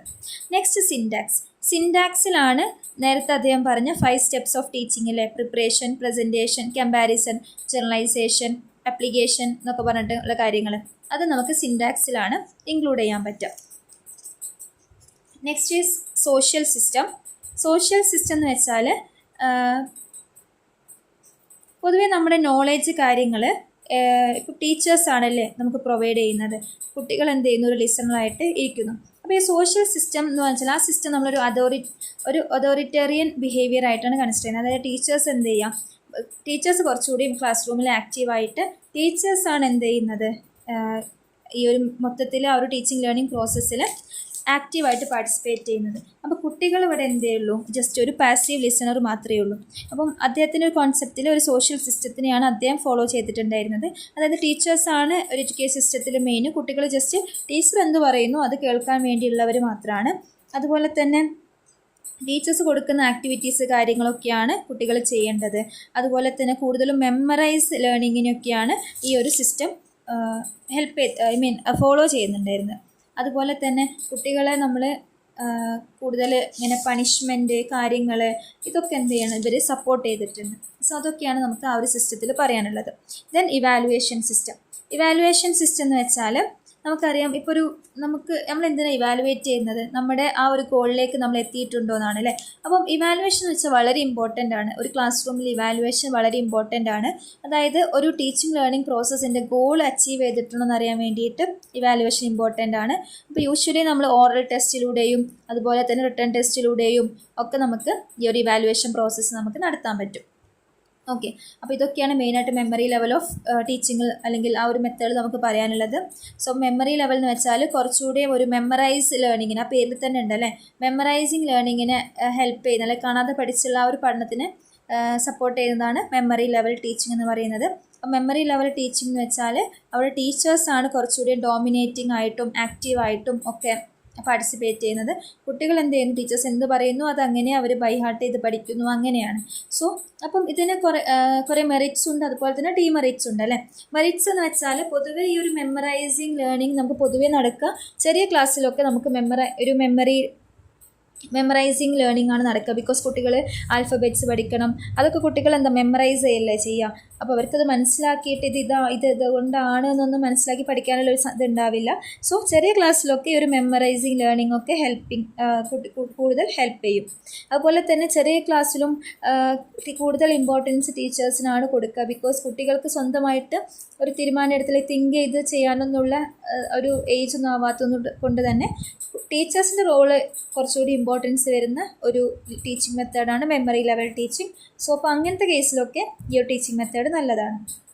അതുപോലെ തന്നെ കുട്ടികളുടെ മെമ്മറി ലെവൽ ഇമ്പ്രൂവ് ചെയ്യാനും മെമ്മറൈസിങ് കപ്പാസിറ്റി ഇമ്പ്രൂവ് ചെയ്യാനും കൂടുതൽ നോളജ് അക്വയർ ചെയ്യാനൊക്കെ ഇത് ഹെൽപ്പ് ചെയ്യും. അതുപോലെ തന്നെ നമ്മളിപ്പോൾ ഒരു ലേണിങ്ങിൽ തന്നെ ഏറ്റവും ഫസ്റ്റ് സ്റ്റെപ്പാണ് ഒരു മെമ്മറൈസിങ് എന്ന് പറയുന്നത് അല്ലേ. അപ്പം ആ ഒരു കാര്യങ്ങൾ അതിന് ശേഷമാണ് ബാക്കിയുള്ള അണ്ടർസ്റ്റാൻഡിങ് കാര്യങ്ങളൊക്കെ വരുന്നത്. അപ്പം അതുകൊണ്ട് തന്നെ സ്ലോ ലേണേഴ്സിനൊക്കെ ഇത് കുറച്ചുകൂടി ഹെൽപ്പ് ചെയ്യും. അതായത് ഇപ്പോൾ കാര്യങ്ങൾ മനസ്സിലാക്കി പഠിക്കാൻ കഴിയാതെ ജസ്റ്റ് ബൈ ഹാർട്ട് ചെയ്യുന്ന സ്ലോ ലേണേഴ്സിനൊക്കെ ഇതൊരുപാട് ഹെൽപ്പ് ചെയ്യും. ഇതൊക്കെയാണ് അതിൻ്റെ മെറിറ്റ്സ് നമുക്ക് പറയാൻ പറ്റുക. അതുപോലെ തന്നെ ഇതിന് ഒരുപാട് ഡീമെറിറ്റ്സ് ഉണ്ട്. ഡീമെറിറ്റ്സ് എന്ന് വെച്ചാൽ ഈ കുട്ടികൾ ജസ്റ്റ് ബൈ ഹാർട്ട് ചെയ്യുന്നതുകൊണ്ട് തന്നെ കുട്ടികളുടെ കപ്പാസിറ്റിയും ക്യാപ്പബിലിറ്റീസും ഡെവലപ്പ് ചെയ്യാൻ വേണ്ടിയിട്ട് ഇത് ഹെൽപ്പ് ചെയ്യുന്നില്ല. അപ്പോൾ കുട്ടികളപ്പോൾ ടീച്ചേഴ്സ് എന്ത് പറയുന്നു അത് ജസ്റ്റ് അവർ ബൈ ഹാർട്ട് ചെയ്യല്ലേ ചെയ്യുന്നത്. സോ കുട്ടികൾക്ക് സ്വന്തമായിട്ട് തിങ്ക് ചെയ്യാനുള്ള കഴിവോ അല്ലെങ്കിൽ റിയൽ ലൈഫ് സിറ്റുവേഷനിൽ നേരിടാനുള്ള കഴിവൊന്നും കുട്ടികൾക്ക് ഉണ്ടാവില്ല. അതുപോലെ തന്നെ കുട്ടികളെ ഭയങ്കര സ്ട്രിക്റ്റ് ഡിസിപ്ലിനിലൊക്കെ ആയിരിക്കും ഇങ്ങനത്തെ ക്ലാസ് റൂമിൽ വളർത്തുന്നുണ്ടാവുക. അപ്പം അതും കുട്ടികൾക്ക് ഭയങ്കര രീതിയിൽ അവർക്കൊരു ഫ്രീഡം ഇല്ലാത്ത പോലെ ഉണ്ടായിരിക്കും. അതുപോലെ തന്നെ ടീച്ചേഴ്സ് ഭയങ്കര സ്ട്രിക്റ്റ് ഡോമിനൻറ്റ് റൂൾ ആയതുകൊണ്ട് തന്നെ കുട്ടികളെടുത്ത് ഇവർക്ക് പ്രത്യേകിച്ച് ഒരു അറ്റാച്ച്മെൻറ്റോ അല്ലെങ്കിൽ കുട്ടികൾക്ക് ഒരു മോട്ടിവേഷനോ അല്ലെങ്കിൽ ആ ഒരു ഫ്രണ്ട്ഷിപ്പ് കാര്യങ്ങളൊന്നും കുട്ടികളും ടീച്ചേഴ്സായിട്ട് ഉണ്ടാവില്ല. അപ്പോൾ അതുകൊണ്ട് തന്നെ ക്ലാസ് റൂമിൽ പ്രത്യേകിച്ച് ഇൻട്രാക്ഷനോ കാര്യങ്ങളോ ഒന്നും ഉണ്ടാവില്ല. അതുകൊണ്ട് തന്നെ നമുക്ക് ഒരിക്കലും ഈ ഒരു മെമ്മറൈസ്ഡ് ലേണിംഗ് ഒരിക്കലും നമുക്ക് 100% ഗ്യാരണ്ടി പറയാൻ പറ്റില്ല. ബിക്കോസ് എപ്പോഴും നമുക്ക് റീപ്രൊഡ്യൂസ് ചെയ്യാൻ പറ്റുന്നത് നമ്മൾ മനസ്സിലാക്കി പഠിക്കുമ്പോഴാണല്ലേ. അപ്പം അങ്ങനത്തെ ഒരുപാട് കാര്യങ്ങൾ ഈ ഒരു മെമ്മറി ലെവൽ ടീച്ചിങ്ങിൻ്റെ ഡീമെറിറ്റ്സ് നമുക്ക് പറയാനുണ്ട്. ഓക്കെ, അപ്പോൾ നമ്മളത് എന്താണെന്ന് പറഞ്ഞു, മെറിറ്റ്സ് പറഞ്ഞു, ഡീമെറിറ്റ്സ് പറഞ്ഞു. അപ്പോൾ ജസ്റ്റ് നിങ്ങളതൊന്ന് മനസ്സിലാക്കി വെക്കുക, അതിൻ്റെ ഡിഫറെൻറ്റ് സ്റ്റെപ്സ് കാര്യങ്ങളും മനസ്സിലാക്കി വെക്കുക. So the next one is understanding level of teaching. അതിന് നമ്മൾ മോറിസൺ മോഡൽ എന്ന് വിളിക്കും. സോ മോറിസൺ മോഡൽ എന്ന് വെച്ചാൽ ജസ്റ്റ് ഒരു മെമ്മറി ലെവലിനേക്കാൾ കുറച്ച് മേലെയാണ് മോറിസോൺ ലെവൽ എന്ന് പറയുന്നത്. അപ്പം ഇതിലും നമ്മൾ ഉദ്ദേശിക്കുന്നതെന്ന് വെച്ചാൽ കുട്ടികളിലേക്ക് ഇൻഫർമേഷൻസ് എത്തിക്കുക, കുട്ടികൾ കുറച്ചുകൂടി മനസ്സിലാക്കിയിട്ട് പഠിപ്പിക്കുന്നതാണ് അണ്ടർസ്റ്റാൻഡിങ് ലെവൽ ഓഫ് ടീച്ചിങ്. അപ്പം ഇതിൽ കുറച്ച് ബൈ ഹാർട്ട് സ്റ്റഡി കാര്യങ്ങളും അതൊക്കെ അതിൽ ഇൻക്ലൂഡ് ചെയ്യുന്നുണ്ട്. അതിന് കൂടെ തന്നെ കുട്ടികളെ കുറച്ച് മനസ്സിലാക്കി പഠിപ്പിക്കുക എന്നുള്ളൊരു കാര്യങ്ങളും കൂടെ ഈ ഒരു മോറിസോൺ മോഡൽ അഥവാ അണ്ടർസ്റ്റാൻഡിങ് ലെവൽ ഓഫ് ടീച്ചിങ്ങിൽ ഇൻക്ലൂഡ് ചെയ്യുന്നുണ്ട്. ഓക്കെ, ഹെൻറി സി മോറിസോൺ ആണ് ഈ ഒരു കാര്യങ്ങൾ മുന്നോട്ട് കൊണ്ടുവന്നിട്ടുള്ളത്. അപ്പം അണ്ടർസ്റ്റാൻഡിംഗ് എന്ന് വെച്ചാൽ അദ്ദേഹത്തിനെ സംബന്ധിച്ചിടത്തോളം അണ്ടർസ്റ്റാൻഡിംഗ് എന്ന് വെച്ചാൽ ഒരിക്കലും പഴയ കാര്യങ്ങൾ ഓർത്ത് നമ്മൾ പറയുന്നത് അതൊന്നുമല്ല അണ്ടർസ്റ്റാൻഡിങ്. അണ്ടർസ്റ്റാൻഡിംഗ് എന്ന് വെച്ചാൽ നമുക്ക് എന്ത് ചെയ്യണം, ഒരു കാര്യങ്ങൾ കൃത്യമായി മനസ്സിലാക്കിയിട്ട് ഫ്യൂച്ചർ സിറ്റുവേഷനിൽ നമുക്കത് യൂസ് ചെയ്യാൻ പറ്റണം. അങ്ങനത്തെ കാര്യങ്ങളെയാണ് അദ്ദേഹം നമ്മൾ അണ്ടർസ്റ്റാൻഡ് ചെയ്ത് പഠിച്ചതായിട്ട് അതിൽ അദ്ദേഹം ഇൻക്ലൂഡ് ചെയ്യുന്നത്. ഓക്കെ, സോ അപ്പം അദ്ദേഹം നോക്കുന്നതെന്ന് വെച്ചാൽ ഈ ഒരു സബ്ജക്ട്സ് നമ്മൾ ഒരു കാര്യങ്ങൾ അണ്ടർസ്റ്റാൻഡ് ചെയ്ത് പഠിച്ചാൽ നമുക്ക് അതിൽ മാസ്റ്റർ ആവാൻ പറ്റും. സോ അപ്പോൾ അദ്ദേഹം എന്താണ് സ്റ്റാൻഡിംഗ് ലെവൽ ഓഫ് ടീച്ചിങ്ങിനെയാണ് കൂടുതലായിട്ട് പ്രൊമോട്ട് ചെയ്തിട്ടുള്ളത്. സോ അപ്പോൾ അതൊക്കെയാണ് മെയിനായിട്ട് അതിൽ പറയാനുള്ളത്. സോ അതിൻ്റെയും ഡിഫറെൻറ്റ് സ്റ്റെപ്സ് ഉണ്ട്. മോറിസോൺ ഒരു 5 സ്റ്റെപ്സ് ഓഫ് ടീച്ചിങ്, ഈ അദ്ദേഹത്തിൻ്റെ ടീച്ചിങ്ങുള്ള 5 സ്റ്റെപ്സ് അദ്ദേഹം പറയുന്നുണ്ട്. First one is exploration, then presentation, assimilation, organisation, recitation. So exploration കൊണ്ട് ഉദ്ദേശിക്കുന്നത് വെച്ചാൽ എക്സ്പ്ലോറേഷൻ എന്നുള്ള ഒരു സ്റ്റെപ്സിൽ എന്ത് ചെയ്യും, കുട്ടികളുടെ ഒരു എൻട്രി ലെവൽ ബിഹേവിയർ ടീച്ചേഴ്സ് എന്ത് ചെയ്യണം, ചെക്ക് ചെയ്യാൻ വേണ്ടി ശ്രമിക്കണം. അതായത് കുട്ടികളുടെ പ്രീവിയസ് നോളേജ്, ഇപ്പോൾ ഞാൻ എന്തൊരു ടോപ്പിക് പഠിപ്പിക്കുകയാണെങ്കിൽ അതിൽ ആ കുട്ടിക്ക് എത്രത്തോളം നോളേജ് ഉണ്ട്, അല്ലെങ്കിൽ അതിൻ്റെ ഒരു ബേസിക്സ് കുട്ടിക്ക് അറിയുമോ എന്ന് ജസ്റ്റ് ടീച്ചേഴ്സ് ഒന്ന് ചെക്ക് ചെയ്യണം. അതാണ് എക്സ്പ്ലോറേഷൻ എന്നുള്ളതുകൊണ്ട് ഉദ്ദേശിക്കുന്നത്. ദെൻ പ്രസൻറ്റേഷൻ എന്ന് വെച്ചാൽ നമ്മൾ എന്ത് ചെയ്യുന്നു, യൂണിറ്റ്സിൻ്റെ ഒരു ഓവർവ്യൂ നമ്മൾ എന്ത് ചെയ്യുക, കുട്ടികളായിട്ട് ഡിസ്കസ് ചെയ്യാം. അതായത് ഇപ്പോൾ ഈ ചാപ്റ്ററിൽ അല്ലെങ്കിൽ ഈ ബുക്കിൽ ഇതൊക്കെയാണ്, അല്ലെങ്കിൽ ഈ ചാപ്റ്ററിൽ ഇതൊക്കെയാണ്, ഈ കണ്ടന്റിൽ ഇതൊക്കെയാണെന്ന് വെച്ചിട്ട് ആ ഒരു ഓവർവ്യൂ കുട്ടികളായിട്ട് നമ്മൾ കണക്ട് ചെയ്യാം. ദെൻ അസിമിലേഷൻ ഉദ്ദേശിച്ചാൽ ടീച്ചേഴ്സ് എന്ത് ചെയ്യണം, കുട്ടികൾക്ക് ആ ഒരു സബ്ജക്റ്റ് ഡീപ്ലി എന്ത് ചെയ്യണം, പറഞ്ഞു കൊടുക്കുക. കുട്ടികൾക്ക് അത് എന്ത് ചെയ്യുക, നല്ല രീതിയിൽ പ്രസൻറ്റ് ചെയ്ത് കൊടുക്കുക. പിന്നെ അത് റിലേറ്റ് ചെയ്തിട്ടുള്ള മെറ്റീരിയൽസും അങ്ങനത്തെ ഗൈഡ്സ് കാര്യങ്ങളൊക്കെ കുട്ടികൾക്ക് പ്രൊവൈഡ് ചെയ്യുക. ഇതാണ് അസിമിലേഷൻ കൊണ്ട് ഉദ്ദേശിക്കുന്നത്. നെക്സ്റ്റ് ഈസ് ഓർഗനൈസേഷൻ കൊണ്ട് ഉദ്ദേശിക്കുന്നതെന്ന് വെച്ചാൽ സ്റ്റുഡൻസ് എന്ത് ചെയ്യണം, അവർക്ക് കിട്ടിയ നോളേജിനെ ടീച്ചേഴ്സിൻ്റെ ഹെൽപ്പൊന്നും ഇല്ലാതെ സിസ്റ്റമാറ്റിക് മാനറിലായിട്ട് അവർക്ക് അറേഞ്ച് ചെയ്യാൻ പറ്റണം. അതായത് കുട്ടികൾ എന്ത് ചെയ്യണം, അത് അണ്ടർസ്റ്റാൻഡ് ചെയ്തു എന്നുള്ളത് മനസ്സിലാക്കാനാണ് ഓർഗനൈസേഷൻ മെത്തേഡ് ഉള്ളത്. The last one is recitation എന്ന് വെച്ചാൽ സ്റ്റുഡൻസിൻ്റെ വേർബൽ എക്സ്പ്രഷനാണ്. അതായത് കുട്ടികൾ എന്ത് പഠിച്ചു എന്നുള്ളത് കുട്ടികൾക്ക് പറയാൻ പറ്റണം. സോ നമ്മൾ റിസൈറ്റ് ചെയ്യുക, വായിക്കുക എന്നൊക്കെ പറയുന്ന പോലെ കുട്ടികൾക്ക് എന്ത് ചെയ്യാൻ പറ്റണം, ഒരു കാര്യം അത് അവർക്ക് ഒന്നും കൂടെ അത് പ്രൊഡ്യൂസ് ചെയ്യാൻ പറ്റണം. So that is recitation. So അപ്പം ഈ ഒരു 5 മെയിൻ സ്റ്റെപ്സാണ് അണ്ടർസ്റ്റാൻഡിങ് ലെവൽ ഓഫ് ടീച്ചിങ്ങിൽ ഉള്ളത്. ഓക്കെ, അപ്പോൾ ഇവിടെ റോൾ ഓഫ് ടീച്ചർ എന്ന് വെച്ചാൽ മെമ്മറി ലെവൽ ഓഫ് ടീച്ചിങ്ങിലെ പോലെ തന്നെ ടീച്ചേഴ്സാണ് ഇവിടെ മെയിനായിട്ട് ഒരു ഡോമിനൻറ്റ് അതോറിറ്റേറിയൻ റോളും കാര്യങ്ങളൊക്കെ നോക്കുന്നത്. കുട്ടികളപ്പോൾ ഇവിടെ ജസ്റ്റ് ഒരു പാസീവ് തന്നെ, എന്നാലും മെമ്മറി ലെവലിനേക്കാൾ കുറച്ചുകൂടിയും കുട്ടികൾക്ക് എന്തുണ്ട്, ഒരു ഫ്രീഡം കാര്യങ്ങളൊക്കെ ഉണ്ട്. അപ്പം നമ്മൾ വെറുതെ മെമ്മറൈസ് ചെയ്യാതെ കുട്ടികൾക്ക് നമ്മൾ ഡെമോൺസ്ട്രേഷനിലൂടെയും എക്സ്പ്ലനേഷനിലൂടെയും ക്വസ്റ്റ്യൻ ആൻസർ മെത്തേഡിലൂടെയും അതുപോലെ തന്നെ ഡിഫറെൻറ്റ് അനലിറ്റിക്കൽ മെത്തേഡിലൂടെയും ഒക്കെ എന്ത് ചെയ്യുന്നുണ്ട്, കുട്ടികളെ മനസ്സിലാക്കി കൊടുക്കാൻ വേണ്ടിയിട്ട് ഈ ഒരു മെത്തേഡിൽ ശ്രമിക്കുന്നുണ്ട്. ഓക്കെ, അപ്പോൾ അതുകൊണ്ട് തന്നെ ഇതിന് ഒരുപാട് മെറിറ്റ്സും ഡീമെറിറ്റ്സും ഉണ്ട്. മെയിനായിട്ടുള്ള നമുക്ക് കുറച്ച് മെറിറ്റ്സ് നോക്കാം. അണ്ടർസ്റ്റാൻഡിങ് ലെവൽ ഓഫ് ടീച്ചിങ്ങിൻ്റെ മെയിൻ കുറച്ച് മെറിറ്റ്സ് എന്ന് വെച്ചാൽ കുട്ടികളുടെ തിങ്കിങ് എബിലിറ്റി ഒക്കെ അവർക്ക് യൂസ് ചെയ്യാൻ പറ്റുന്നുണ്ട്. അതുപോലെ തന്നെ അവർ പഠിച്ച കാര്യങ്ങൾ ഒരു സിറ്റുവേഷനിൽ അവർക്ക് യൂസ് ചെയ്യാൻ പറ്റും. അതുപോലെ തന്നെ ടീച്ചേഴ്സ് എന്ത് ചെയ്യുന്നുണ്ട്, കറക്റ്റ് അത് ഓർഡർ ചെയ്തിട്ടൊക്കെയാണ് കുട്ടികളെ പഠിപ്പിക്കുന്നത്. അതുപോലെ പ്രീവിയസ് നോളജ് കാര്യങ്ങളൊക്കെ റിലേറ്റ് ചെയ്ത് കുട്ടികൾക്ക് അത് മനസ്സിലാക്കാൻ പറ്റും. അതുപോലെ തന്നെ ഇതൊരിക്കലും ഒരു ബൈ ഹാർട്ട് ലേണിങ്ങിനെ സപ്പോർട്ട് ചെയ്യുന്നില്ല. അതുകൊണ്ട് തന്നെ കുട്ടികൾക്ക് ഫാക്ട്സും കാര്യങ്ങളൊക്കെ മനസ്സിലാക്കാനും അത് ആവശ്യ സിറ്റുവേഷനിൽ യൂസ് ചെയ്യാനുള്ള ഒരു ഓപ്പർച്യൂണിറ്റി കിട്ടുന്നുണ്ട്. ഇതൊക്കെ നമുക്ക് എന്ത് ചെയ്യാം, merits of understanding level of ടീച്ചിങ്ങിൽ എഴുതാൻ പറ്റും. അതുപോലെ തന്നെ ഇതിനെന്തുണ്ട്, ഡീമെറിറ്റ്സ് ഉണ്ട്. ഡീമെറിറ്റ്സ് എന്ന് വെച്ചാൽ എപ്പോഴും ടീച്ചർ പഠിപ്പിക്കുക ഒരു സബ്ജക്റ്റ് സെൻറ്റേർഡ് ആയിട്ട് മാത്രമാണ്. അതായത് ഒരിക്കലും ടീച്ചേഴ്സ് കുട്ടികളായിട്ട് ഭയങ്കര ഇൻട്രാക്ഷനും കാര്യങ്ങളൊന്നും ഉണ്ടാവില്ല. ആ സബ്ജക്ട്സിൽ എന്താണോ പറഞ്ഞത്, ആ കോൺസെപ്റ്റിൽ എന്താണോ അത് മാത്രമാണ് കുട്ടികളെ പഠിപ്പിക്കുക. അതുകൊണ്ട് കുട്ടികൾക്ക് ഒരു എക്സ്ട്രാ നോളേജ് കിട്ടാൻ വേണ്ടിയിട്ടും അതുപോലെ തന്നെ ടീച്ചേഴ്സ് തമ്മിലുള്ള ഫ്രണ്ട്ഷിപ്പ്, കുട്ടികൾ തമ്മിലുള്ള റിലേഷൻഷിപ്പ് കിട്ടാനൊന്നും ചാൻസ് ഇല്ല. അതുപോലെ തന്നെ ഇതിലെപ്പോഴും നമ്മളെന്താണ്, കുട്ടികളെ ആ ഒരു സബ്ജക്റ്റിൽ മാസ്റ്ററാക്കാനുള്ള ഉദ്ദേശം മാത്രമാണ്. അപ്പോൾ കുട്ടികളുടെ ഒരു എക്സ്ട്രാ കരിക്കുലർ ആക്ടിവിറ്റീസും കുട്ടികളുടെ ഹയർ കോഗ്നിറ്റീവ് എബിലിറ്റീസും ഒന്നും ഇതിൽ നമ്മൾ പരിഗണിക്കുന്നില്ല. അതൊക്കെ നമ്മൾ ഇഗ്നോർ ചെയ്യുന്നുണ്ട് ഈ ഒരു മെത്തേഡിൽ. സോ അപ്പോൾ അതൊക്കെ ഇതിൻ്റെ ഡീമെറിറ്റ്സ് ആയിട്ട് നമുക്ക് ഇൻക്ലൂഡ് ചെയ്യാം. സോ അപ്പോൾ അത്രയാണ് അണ്ടർസ്റ്റാൻഡിംഗ് ലെവൽ ഓഫ് ടീച്ചിങ്ങിൽ നമുക്ക് എഴുതാൻ പറ്റുക കേട്ടോ. So the last one of teaching is reflective level of teaching. Began hunt മോഡലാണ്. ബിഗൻ ഹണ്ട് എന്ന എഡ്യൂക്കേഷനിസ്റ്റ് ആണ് ഇത് പറഞ്ഞിട്ടുള്ളത്. സോ അതിനെ നമ്മൾ റിഫ്ലക്റ്റീവ് ലെവൽ ഓഫ് ടീച്ചിങ് എന്ന് പറയും. So reflective level of teaching ഒരിക്കലും മെമ്മറൈസേഷനെയോ അല്ലെങ്കിൽ അണ്ടർസ്റ്റാൻഡിങ് കോൺസെപ്റ്റിനെയോ ഒന്നും അതിനെ സപ്പോർട്ട് ചെയ്യുന്നില്ല. അവരാകെ സപ്പോർട്ട് ചെയ്യുന്നത് അപ്ലിക്കേഷനെ മാത്രമാണ്. അതായത് കുട്ടികളുടെ ഹയർ മെൻ്റൽ പ്രോസസ്സിനെ ഹെൽപ്പ് ചെയ്യുന്ന രീതിയിലുള്ള ടീച്ചിങ് മെത്തേഡ്സ് കാര്യങ്ങളൊക്കെയാണ് റിഫ്ലക്റ്റീവ് ലെവൽ ഓഫ് ടീച്ചിങ്. അതായത് കുട്ടികൾക്ക് എന്ത് ചെയ്യാൻ പറ്റണം, കറക്റ്റായിട്ട് എന്താണോ പഠിക്കുന്നത് അത് റിഫ്ലക്റ്റ് ചെയ്യാൻ പറ്റണം. അതായത് അവർക്ക് റീസണിങ്ങിലൂടെയും തിങ്കിങ്ങിലൂടെയും ഇമാജിനേഷനിലൂടെയും തോട്ട്സിലൂടെയും പ്രോബ്ലം സോൾവിങ്ങിലൂടെയും പുതിയ പുതിയ കാര്യങ്ങൾ ഡിസ്കവർ ചെയ്യുക, കുറേ കാര്യങ്ങൾ ടെസ്റ്റ് ചെയ്യുക, കുറേ ഫാക്ട്സ് അവർ അച്ചീവ് ചെയ്യുക, അങ്ങനത്തെ ഒരുപാട് കാര്യങ്ങളിലൂടെ കുട്ടികൾക്ക് ഒരുപാട് കാര്യങ്ങൾ മനസ്സിലാക്കാൻ പറ്റണം. ഇതാണ് മെയിനായിട്ട് അതിൽ ഉദ്ദേശിക്കുന്നത്. അപ്പോൾ റിഫ്ലക്റ്റീവ് ലെവൽ ഓഫ് ടീച്ചിങ്ങിൽ ഡിഫറെൻറ്റ് സ്റ്റെപ്സ് ഉണ്ട്. First one is focus. ഫോക്കസിൽ നമ്മൾ ഉദ്ദേശിക്കുന്നതെന്ന് വെച്ചാൽ കുട്ടികളുടെ problem solving skill, critical thinking, അതുപോലെ തന്നെ അവർക്ക് ഓരോ കാര്യങ്ങൾ കൺസ്ട്രക്റ്റ് ചെയ്യാൻ പറ്റുക, അവരെ ഇൻഡിപെൻഡൻ്റ് ആക്കുക, അങ്ങനെ അവരുടെ തിങ്കിങ് കാര്യങ്ങളൊക്കെ ഡെവലപ്പ് ചെയ്യുക, അങ്ങനത്തെ കാര്യങ്ങളൊക്കെയാണ് ഫസ്റ്റ് നമ്മൾ ഫോക്കസ് എന്നുള്ളവർ പറയുന്നത്. അതായത് ഈ ഒരു റിഫ്ലക്റ്റീവ് ലെവൽ ഓഫ് ടീച്ചിങ്ങിൽ നമ്മൾ ഉദ്ദേശിക്കുന്നത് കുട്ടികളുടെ ഇങ്ങനത്തെ തോട്ട്സ് കാര്യങ്ങൾ ഇതൊക്കെയാണ് കേട്ടോ. Next is syntax. സിൻടാക്സിൽ ഉദ്ദേശിക്കുന്നതെന്ന് വെച്ചാൽ നമ്മൾ എന്ത് ചെയ്യണം, കുട്ടികൾക്ക് ഇത് യൂസ് ചെയ്യാനുള്ള ഡിഫറെൻറ്റ് പ്രോബ്ലമാറ്റിക് സിറ്റുവേഷൻസൊക്കെ ക്രിയേറ്റ് ചെയ്ത് കൊടുക്കുക. അതുപോലെ തന്നെ ഇപ്പോൾ നമ്മളൊരു ഇപ്പം ഫിസിക്സിലാണെങ്കിൽ നമ്മളിപ്പോൾ ഒരു തിയറി പറഞ്ഞു കഴിഞ്ഞാൽ അതിൽ ഹൈപ്പോത്തസിസ് ഫോർമുലേറ്റ് ചെയ്യാൻ പറയുക, അത് വെരിഫൈ ചെയ്യാൻ പറയുക, ഡാറ്റാസ് കളക്ട് ചെയ്യാൻ പറയുക, ഓരോ കാര്യങ്ങൾ ടെസ്റ്റ് ചെയ്യാൻ പറയുക, കാൽക്കുലേറ്റ് ചെയ്യാൻ പറയുക. അതുപോലെ തന്നെ ഇപ്പോൾ ഇംഗ്ലീഷിലൊക്കെ നമുക്ക് പറയുകയാണെങ്കിൽ കമ്മ്യൂണിക്കേറ്റ് ചെയ്യാൻ പറയുക. അങ്ങനെ കുട്ടികൾക്ക് നമ്മൾ എന്ത് ചെയ്യാണ്, ഓരോ സിറ്റുവേഷൻസ്, പ്രാക്ടിക്കൽ ആപ്ലിക്കേഷനുള്ള സിറ്റുവേഷൻസ് കാര്യങ്ങൾ കൊടുക്കുകയാണ് ചെയ്യേണ്ടത്. So next is social system. Social system എന്ന് വെച്ചാൽ നമ്മളിപ്പം ഇതിൽ കൺസിഡർ ചെയ്യുമ്പം നമ്മൾ മെമ്മറി ലെവലും അണ്ടർസ്റ്റാൻഡ് ലെവലും നോക്കി, രണ്ടിലും ടീച്ചേഴ്സാണല്ലേ ഡോമിനൻറ്റ് പറയുന്നത്. പക്ഷേ സോഷ്യൽ സിസ്റ്റത്തിൽ, അതായത് ഈ ഒരു reflective level of teaching methods നമ്മൾ നോക്കുന്നതെന്ന് വെച്ചാൽ എപ്പോഴും കുട്ടികൾക്കാണ് പ്രൈമറി പ്ലേസ്. കുട്ടികളാണ് ഇവിടെ ഭയങ്കര ആക്റ്റീവായിട്ടുള്ളത്. ടീച്ചേഴ്സിന് എപ്പോഴും സെക്കൻഡറി പ്ലേസാണ് നമ്മൾ കൊടുക്കുക. അതായത് കുട്ടികളാണ് ഇവിടെ മെയിനായിട്ട് പണിയെടുക്കേണ്ടത്. ബിക്കോസ് അവരിലാണ് ആ റിഫ്ലക്ഷൻ കാര്യങ്ങൾ ഉണ്ടാവേണ്ടത്. സോ അവരുടെ തിങ്കിങ്ങും അവരുടെ കാര്യങ്ങളും ഇൻക്ലൂഡ് ചെയ്യാൻ അല്ലെങ്കിൽ എൻഹാൻസ് ചെയ്യാനുള്ള കാര്യങ്ങളാണ് ചെയ്യേണ്ടത്. Then support system. Support system എന്ന് വെച്ചാൽ objective type test is not used but essay type test is used.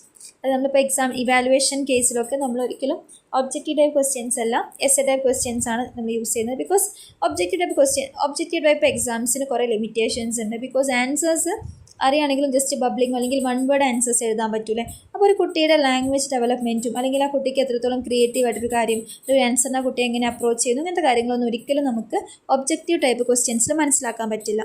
അപ്പോൾ നമ്മളതിന് എസ്സേ ടൈപ്പ് ക്വസ്റ്റ്യൻസ് കൊടുക്കുന്ന സമയത്ത് ആ കുട്ടിയുടെ ലാംഗ്വേജ് മനസ്സിലാക്കാൻ പറ്റും, സ്കിൽസ് മനസ്സിലാക്കാൻ പറ്റും, ആ കുട്ടിയുടെ ഒരു എത്രത്തോളം ആ കുട്ടി ക്രിയേറ്റിവിറ്റി ഉണ്ടെന്നൊക്കെ മനസ്സിലാക്കാൻ ഈ ഒരു എക്സാം സിസ്റ്റം ഹെൽപ്പ് ചെയ്യും. സോ അപ്പോൾ എസ്സേ ടൈപ്പ് ക്വസ്റ്റ്യൻസൊക്കെയാണ് അതിൽ ഇൻക്ലൂഡ് ചെയ്തിട്ടുള്ളത്. ഓക്കെ, സോ അപ്പോൾ അതോട് കൂടെ തന്നെ കുട്ടിയുടെ ആറ്റിറ്റ്യൂഡ് കാര്യങ്ങളൊക്കെ ഇൻവോൾവ്മെൻറ്റും കാര്യങ്ങളൊക്കെ നമ്മളതിൽ ഇവാലുവേറ്റ് ചെയ്യും. സോ അപ്പോൾ ഇതൊക്കെയാണ് മെയിനായിട്ടുള്ള റിഫ്ലക്റ്റീവ് ലെവൽ ഓഫ് ടീച്ചിങ്ങിൻ്റെ മെയിൻ സ്റ്റെപ്സ് എന്ന് പറയുന്നത്. അപ്പോൾ main features of reflective level of teaching നോക്കുകയാണെങ്കിൽ ഇത് ഏറ്റവും ഹയസ്റ്റ് ലെവൽ ഓഫ് ടീച്ചിങ് ആണ്. കുറച്ചുകൂടെ പ്രോബ്ലം സെൻട്രിക് ആണ്. ഇപ്പം വെറും സബ്ജക്ട് സെൻട്രിക് ആവാതെ കുറച്ചുകൂടെ problem centric approach of teaching ആണിത്. അതുപോലെ തന്നെ കുട്ടികളുടെ ക്രിയേറ്റിവിറ്റിയും അവരെ കുറച്ചുകൂടി ഇൻഡിപെൻഡൻ്റ് ആക്കാനും ഇത് ഹെൽപ്പ് ചെയ്യുന്നുണ്ട്. കുറച്ചുകൂടി അവരെ സെൽഫ് മോട്ടിവേറ്റ് ആക്കാനും ആക്റ്റീവ് ആക്കാനും അവരുടെ ക്രിയേറ്റീവ് സ്കിൽസ് കാര്യം ഡെവലപ്പ് ചെയ്യാനും അവർക്കൊരു പ്രോബ്ലം സോൾവ് ചെയ്യാനും അവരെ അപ്രോച്ച് ചെയ്യാനും ഒക്കെ ഇത് ഹെൽപ്പ് ചെയ്യുന്നുണ്ട്. ഓക്കെ, അതുപോലെ തന്നെ ഇങ്ങനത്തെ നമ്മൾ പൊതുവെ എസ്സേ ടൈപ്പിൽ യൂസ് ചെയ്യുന്നതുകൊണ്ട് തന്നെ നമുക്ക് കുട്ടികളുടെ ആറ്റിറ്റ്യൂഡ്, അവരുടെ ഒരു ബിലീഫ് അല്ലെങ്കിൽ അവരുടെ ഓരോ കാര്യങ്ങളോടുള്ള താല്പര്യം കാര്യങ്ങളൊക്കെ നമുക്ക് ഈസി ആയിട്ട് ഇതിൽ മനസ്സിലാക്കാൻ പറ്റും. അപ്പോൾ കുട്ടികളുടെ ലേണിങ്ങിനെ കുറച്ചുകൂടെ ഫോക്കസ് ചെയ്തിട്ടുള്ള ഒരു ടീച്ചിങ് മെത്തേഡാണ് റിഫ്ലക്റ്റീവ് ലെവൽ ഓഫ് ടീച്ചിങ് എന്ന് പറയുന്നത്. അപ്പോൾ ഇതിനും എന്തുണ്ട്, മെറിറ്റ്സും ഡിമെറിറ്റ്സും ഒക്കെ ഉണ്ട്. മെറിറ്റ്സ് എന്ന് വെച്ചാൽ നമുക്കറിയാം, ഇതിൽ ടീച്ചിങ് എന്ന് വെച്ചാൽ ഇപ്പം എപ്പോഴും ടീച്ചറല്ല ഇതിൽ ഡോമിനൻ്റ് ആയിട്ട് നിൽക്കുന്നത്. ഇതൊരിക്കലും ഒരു ടീച്ചർ സെൻറ്റേർഡ് എഡ്യൂക്കേഷൻ അല്ല, ഒരു സബ്ജക്റ്റ് സെൻറ്റേർഡ് എഡ്യൂക്കേഷനും അല്ല. ഇത് ജസ്റ്റ് ഒരു ലേണർ സെൻറ്റേർഡ്, അതായത് കുട്ടികളെ ബേസ് ചെയ്തിട്ടുള്ള എഡ്യൂക്കേഷനാണ്, കുട്ടികളെ മെയിൻ ഫോക്കസ് ചെയ്തിട്ടുള്ള എഡ്യൂക്കേഷനാണ്. സോ അത് ഏറ്റവും വലിയൊരു മെറിറ്റാണ് ഈ ഒരു റിഫ്ലക്റ്റീവ് ലെവൽ ഓഫ് ടീച്ചിങ്ങിൻ്റെ. അതുപോലെ തന്നെ ഇവിടെ ടീച്ചേഴ്സും കുട്ടികളും തമ്മിലൊക്കെ നല്ല ഇൻട്രാക്ഷൻ ഉണ്ടാവും. അതുകൊണ്ട് തന്നെ കുട്ടികളുടെ ഒരു ലെവൽ ഇൻക്രീസ് ചെയ്യാനും കുട്ടികളുടെ തിങ്കിങ് കാര്യങ്ങൾ ഇമ്പ്രൂവ് ചെയ്യാനും ഒക്കെ ഹെൽപ്പ് ചെയ്യും. അപ്പം ഇങ്ങനത്തെ ഒരു മെത്തേഡ് ഗിഫ്റ്റഡ് സ്റ്റുഡൻസിന് കുറച്ച് ഹെൽപ്ഫുൾ ആവും. ബിക്കോസ് പല കുട്ടികൾക്കും ബൈ ഹാർട്ട് സ്റ്റഡി അല്ലെങ്കിൽ അത് മനസ്സിലാക്കി പഠിക്കാനൊന്നും കഴിയില്ല. പക്ഷേ വേറെ കുറേ കഴിവുകൾ ഉണ്ടാവില്ല ഓരോ ആക്ടിവിറ്റീസ് നോക്കിയിട്ടൊക്കെ ചെയ്യാൻ. അപ്പോൾ അങ്ങനത്തെ ഗിഫ്റ്റഡ് സ്റ്റുഡൻസിനൊക്കെ ഇത് ഭയങ്കരമായിട്ടും ഹെൽപ്ഫുൾ ആവുന്നൊരു ടീച്ചിങ് മെത്തേഡാണ്. അതുപോലെ തന്നെ ഒരുപാട് ഡീമെറിറ്റ്സ് ഉണ്ട്. ഡീമെറിറ്റ്സ് എന്ന് വെച്ചാൽ ചെറിയ മക്കളിൽ നമുക്ക് ഒരിക്കലും ഒരു റിഫ്ലക്റ്റീവ് ലേണിംഗ് നമുക്ക് ചെയ്യാൻ പറ്റില്ല. ചെറിയ മക്കളിൽ എപ്പോഴും മെമ്മറി ലെവൽ ഓഫ് ലേണിംഗ് ആണ് ഏറ്റവും സ്യൂട്ടബിൾ ആയിട്ടുള്ളത്. അപ്പോൾ നമുക്ക് മെച്ചുവേർഡ് ആയിട്ടുള്ള മെൻ്റലി മെച്ചുവേർഡ് കുട്ടികളിൽ മാത്രമേ ഈ ഒരു മെത്തേഡ് നമുക്ക് യൂസ് ചെയ്യാൻ പറ്റുള്ളൂ. അതുപോലെ തന്നെ എല്ലാ കാര്യങ്ങളും നമ്മൾ എന്ത് ചെയ്യണം, ഭയങ്കര പ്രീ പ്ലാൻഡ് ആയിട്ട് ചെയ്യണം. ഒരിക്കലും നമുക്ക് അറ്റ് എ ടൈം നമുക്ക് ചെയ്താൽ ഇത് സക്സസ് ആവണം എന്നില്ല. അതുകൊണ്ട് തന്നെ എപ്പോഴും ഒരു സിസ്റ്റമാറ്റിക് ഓർഗനൈസ്ഡ് കാര്യങ്ങളിൽ മാത്രമേ നമുക്കിത് ചെയ്യാൻ പറ്റുള്ളൂ. അതുപോലെ ഇതൊരു ലേണർ സെൻറ്റേർഡ് ആയതുകൊണ്ട് തന്നെ ഓരോ കുട്ടിയെ നമ്മൾ പരിഗണിക്കാനുള്ളത് കൊണ്ട് തന്നെ ഭയങ്കര ടൈം കൺസ്യൂം ആയിട്ടുള്ള ഒരു പ്രോസസ്സാണിത്. അതുപോലെ തന്നെ ഇത് ഇന്ത്യൻ ക്ലാസ് റൂംസിൽ ഇത് അത്രത്തോളം സ്യൂട്ടബിൾ ആവാൻ ചാൻസ് വളരെ കുറവാണ്. ബിക്കോസ് ഒരുപാട് നമ്മൾ ആക്ടിവിറ്റീസും കാര്യങ്ങളും ഒക്കെ ഇൻക്ലൂഡ് ചെയ്യുന്നത് കൊണ്ട് തന്നെ നമ്മുടെ ഒരു അക്കാദമിക് സിസ്റ്റവും കാര്യങ്ങളും വെച്ചിട്ട് ഇത് നമുക്ക് സക്സസ് ആയിട്ട് കൊണ്ടുപോകാനുള്ള ഒരുപാട് ബുദ്ധിമുട്ടുകളുണ്ട്. അതുപോലെ തന്നെ വളരെ ഡൾ സ്റ്റുഡൻസിന്, അതായത് അത്ര ആക്റ്റീവ് അല്ലാത്ത ഡൾ സ്റ്റുഡൻസ് അല്ലെങ്കിൽ അക്കാദമിക്കലി പുവർ സ്റ്റുഡൻസിന് ഇത് ബുദ്ധിമുട്ടായിരിക്കും ഫോളോ ചെയ്യാൻ വേണ്ടിയിട്ട്. സോ അപ്പോൾ ഇതൊക്കെ നമുക്കതിൻ്റെ ഡീമെറിറ്റ്സ് ആയിട്ട്, അതായത് എല്ലാവരിലേക്കും ഈ ഒരു മെത്തേഡ് നമുക്ക് അപ്ലൈ ചെയ്യാൻ പറ്റില്ല. ഇതൊക്കെയാണ് മെയിനായിട്ടുള്ള അതിൻ്റെ ഡീമെറിറ്റ്സ് ആയിട്ട് നമുക്ക് പറയാനുള്ളത്. ഇത്രയാണ് 3 ടീച്ചിങ് മോഡൽസിനെ കുറിച്ച് നമ്മൾ പറഞ്ഞത്. മെമ്മറി ലെവൽ പറഞ്ഞു, അണ്ടർസ്റ്റാൻഡിങ് പറഞ്ഞു, റിഫ്ലക്റ്റീവ് പറഞ്ഞു. 3ഉം നല്ല രീതിയിൽ പഠിക്കുക. നല്ല എക്സാംസിന് ചോദിക്കുന്ന പോർഷൻസ് ആണ് കേട്ടോ. നിങ്ങളത് എന്താണെന്ന് എഴുതുക, മെറിറ്റ്സ് ചെയ്താൽ ഡീമെറിറ്റ്സ് ചെയ്തതിൻ്റെ സ്റ്റെപ്സ് എഴുതുക. ഇത്രയും കാര്യങ്ങളാണ് ഓരോ മോഡലിനെ കുറിച്ച് നിങ്ങൾ എഴുതേണ്ടത്. 3 മോഡൽസും നന്നായിട്ട് പഠിക്കുക കേട്ടോ. Next is designing A unit plan. ഒരു യൂണിറ്റ് പ്ലാൻ ഉണ്ടാക്കുമ്പം എന്തൊക്കെ, ഇത് അടുത്ത ടോപ്പിക്കാണ്, ഇതായിട്ട് മറ്റു ടോപ്പിക്കായിട്ട് റിലേഷൻ ഇല്ല, സെപ്പറേറ്റ് ടോപ്പിക് തന്നെയാണ്. Designing A unit plan. ഒരു യൂണിറ്റ് പ്ലാൻ ഉണ്ടാക്കുമ്പോൾ എന്തൊക്കെ കാര്യങ്ങളാണ് നമ്മൾ ശ്രദ്ധിക്കേണ്ടത്, അല്ലെങ്കിൽ എന്താണ് യൂണിറ്റ് പ്ലാൻ എന്നുള്ളതാണ് നമ്മൾ നോക്കാൻ പോകുന്നത്. അപ്പോൾ യൂണിറ്റ് പ്ലാൻ നമുക്കറിയാം, ഒരു സബ്ജക്ട്സിൽ ഒരുപാട് യൂണിറ്റ്സ് ഉണ്ടായിരിക്കും അല്ലേ. ആ യൂണിറ്റ്സിനെയൊക്കെ ചെറിയ ചെറിയ സെഗ്മെൻറ്റ്സ് ആക്കിയിട്ട് നമ്മൾ ചെയ്യുന്നതാണ് യൂണിറ്റ് പ്ലാൻ എന്ന് പറയുന്നത്. അപ്പം യൂണിറ്റ് പ്ലാൻ എന്ന് വെച്ചാൽ നമ്മൾ ഓരോ യൂണിറ്റിനെയും ചെറിയ ചെറിയ സെഗ്മെൻറ്റ്സ് ആക്കുന്ന സമയത്ത് മീനിങ് ഫുൾ ആയിട്ടുള്ള സെഗ്മെൻറ്റ്സ് ആക്കണം. അതായത് ഓരോ കണ്ടൻറ്റും കംപ്ലീറ്റ് ആവുന്ന രീതിയിൽ വേണം നമ്മൾ സെഗ്മെൻറ്റ്സ് കാര്യങ്ങളാക്കാൻ വേണ്ടിയിട്ട്. അപ്പം ഓരോ സെഗ്മെൻറ്റിലെയും ഉള്ള ഒബ്ജക്റ്റീവ്സ് അല്ലെങ്കിൽ ഇൻസ്ട്രക്ഷണൽ കാര്യങ്ങളൊക്കെ വ്യക്തമായിട്ട് കുട്ടികളിലേക്ക് എത്തുന്ന പോലെയാണ് നമ്മൾ യൂണിറ്റ് പ്ലാൻ കാര്യങ്ങൾ ഉണ്ടാക്കേണ്ടത്. അതുപോലെ തന്നെ നമുക്ക് യൂണിറ്റ് പ്ലാൻ ഉണ്ടാക്കുന്ന സമയത്ത് ഫെമിലിയർ റിലേറ്റഡ് സബ്ജക്ട്സ് കാര്യങ്ങളൊക്കെ അതിൽ നമുക്ക് ഇൻക്ലൂഡ് ചെയ്യാൻ പറ്റും. അതുപോലെ കുട്ടികൾക്ക് കൊടുക്കാൻ പറ്റുന്ന പുതിയ പുതിയ എക്സ്പീരിയൻസ് കാര്യങ്ങളൊക്കെ അതിൽ ഇൻക്ലൂഡ് ചെയ്യാം. അതായത് ഒരു ലെസൺ പ്ലാൻ എന്ന് വെച്ചാൽ ഒരു ലെസൺ ഉണ്ടാക്കുന്നതല്ലേ, അത് തന്നെ നമ്മൾ ഷോർട്ടാക്കി ചെയ്യുന്നതാണ് യൂണിറ്റ് പ്ലാൻ കൊണ്ട് ഉദ്ദേശിക്കുന്നത്. ഓക്കെ, അപ്പം ഒരു ചെറിയ കണ്ടന്റ് ഉണ്ടാക്കുന്നത് ലെസൺ പ്ലാൻ ആണെങ്കിൽ ഒരു യൂണിറ്റ് മൊത്തത്തിൽ ഉണ്ടാക്കുന്നത് യൂണിറ്റ് പ്ലാൻ ആണ്. അപ്പം മൊത്തത്തിൽ ആ കുട്ടികൾക്ക് ആ ഒരു ചാപ്റ്ററിന് എന്തൊക്കെ കാര്യങ്ങൾ കൊടുക്കാൻ പറ്റും, അവരുടെ എക്സ്പീരിയൻസ്, ഒബ്ജക്റ്റീവ്സ് കാര്യങ്ങളൊക്കെ നമുക്കതിൽ ഇൻക്ലൂഡ് ചെയ്യാൻ പറ്റും.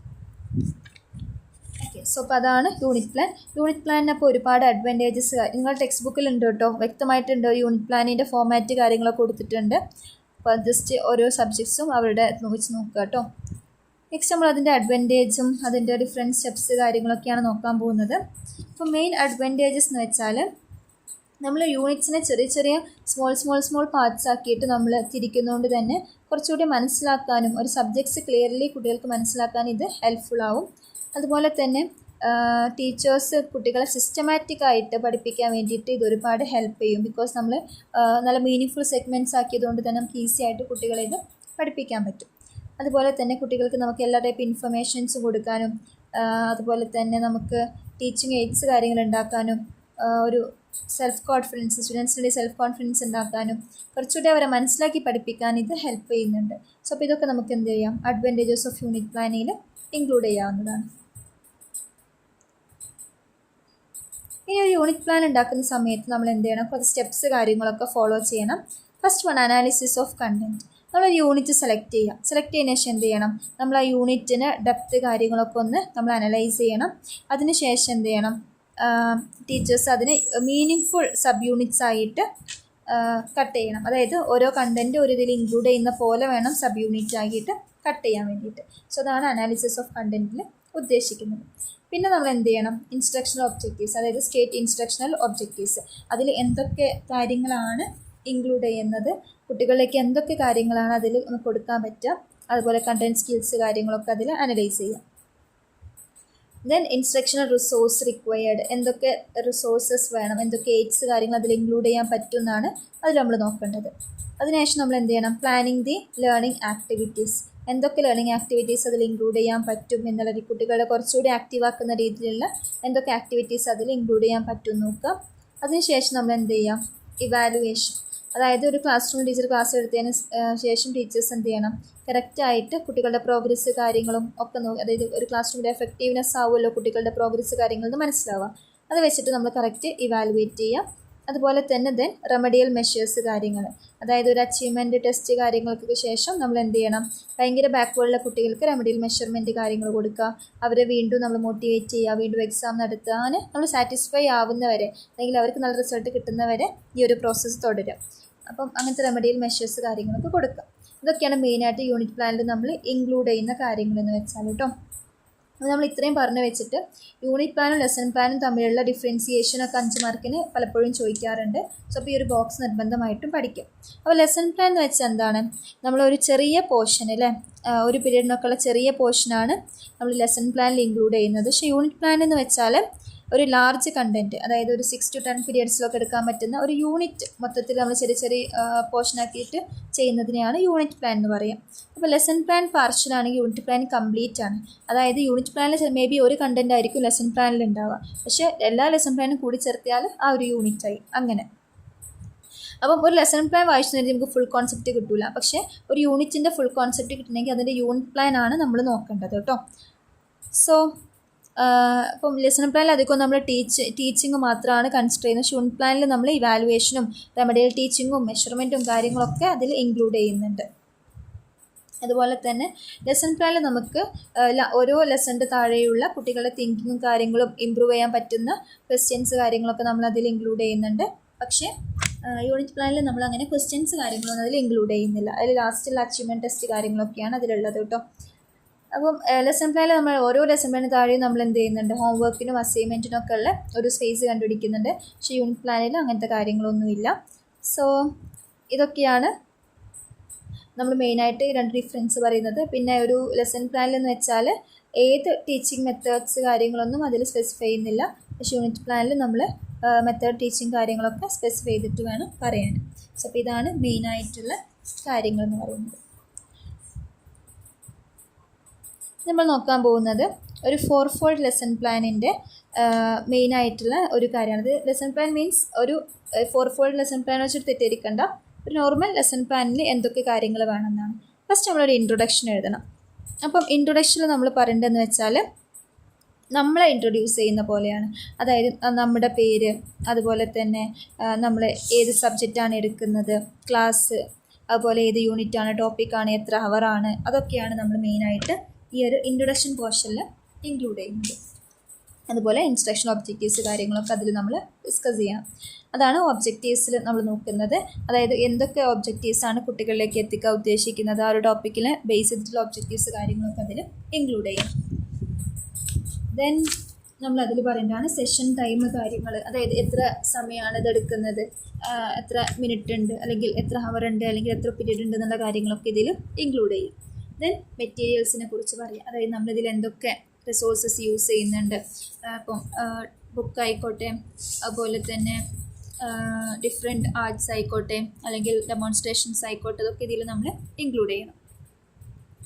Then previous knowledge of learner, കുട്ടികളുടെ പ്രീവിയസ് നോളജ് എങ്ങനെയാണ് നമ്മൾ ചെക്ക് ചെയ്യാൻ പോകുന്നത്.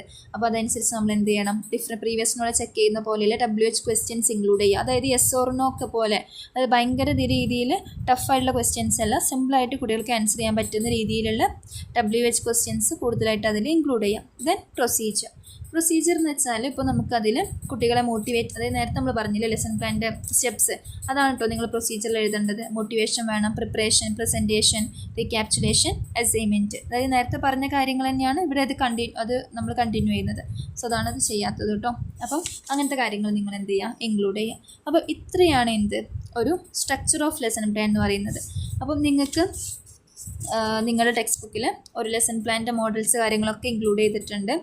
അപ്പം അതിലെന്തുണ്ട്, ഫസ്റ്റ് ഉള്ളതാണ് ഇൻട്രൊഡക്ഷൻ. അതായത് name of the teacher, name of the guide teacher, name of the school, class, subject, topic, sub topic, അങ്ങനത്തെ കാര്യങ്ങളൊക്കെ അതിൽ ഇൻക്ലൂഡ് ചെയ്തിട്ടുണ്ട്. പിന്നെ നമ്മൾ ഇൻസ്ട്രക്ഷൻ ഒബ്ജക്റ്റീവ്സ് എഴുതും. ദെൻ പ്രീവിയസ് നോളേജ് കുട്ടികൾ നമുക്ക് ക്വസ്റ്റ്യൻസും കാര്യങ്ങളൊക്കെ നമ്മൾ അതിൽ ഇൻക്ലൂഡ് ചെയ്യും. പിന്നെ നമ്മൾ ഫോളോ അപ്പ് ആക്ടിവിറ്റീസ് കാര്യങ്ങളൊക്കെ നമ്മൾ കൊടുക്കും. ഇതാണ് മെയിനായിട്ടുള്ള ഒരു ലെസൺ പ്ലാനിൻ്റെ ഒരു മോഡൽ എന്ന് പറയുന്നത്. അതാണ് കേട്ടോ. നിങ്ങളുടെ എല്ലാവരുടെയും ടെക്സ്റ്റ് ബുക്കിൻ്റെ ഈ ചാപ്റ്ററിൻ്റെ ലാസ്റ്റ് 2-3 പേജിൽ നിങ്ങളുടെ സബ്ജക്റ്റ് റിലേറ്റ് ചെയ്തിട്ടുള്ള ലെസൺ പ്ലാൻ കാര്യങ്ങളുണ്ട്. അപ്പോൾ നിങ്ങൾ എന്ത് ചെയ്യുക, നിർബന്ധമായിട്ടും അത് നോക്കുക. അങ്ങനെയാണ് ഒരു ലെസൺ പ്ലാൻ നിങ്ങൾ തയ്യാറാക്കുക. ഈ ലെസൺ പ്ലാനൊക്കെ നിങ്ങൾക്ക് എഴുതാൻ നിങ്ങൾക്ക് വരികയെന്ന് വെച്ചാൽ നിങ്ങൾക്ക് 3rd സെമ്മിലാണ് ഇതിൻ്റെ ഒരു ആവശ്യം വരിക.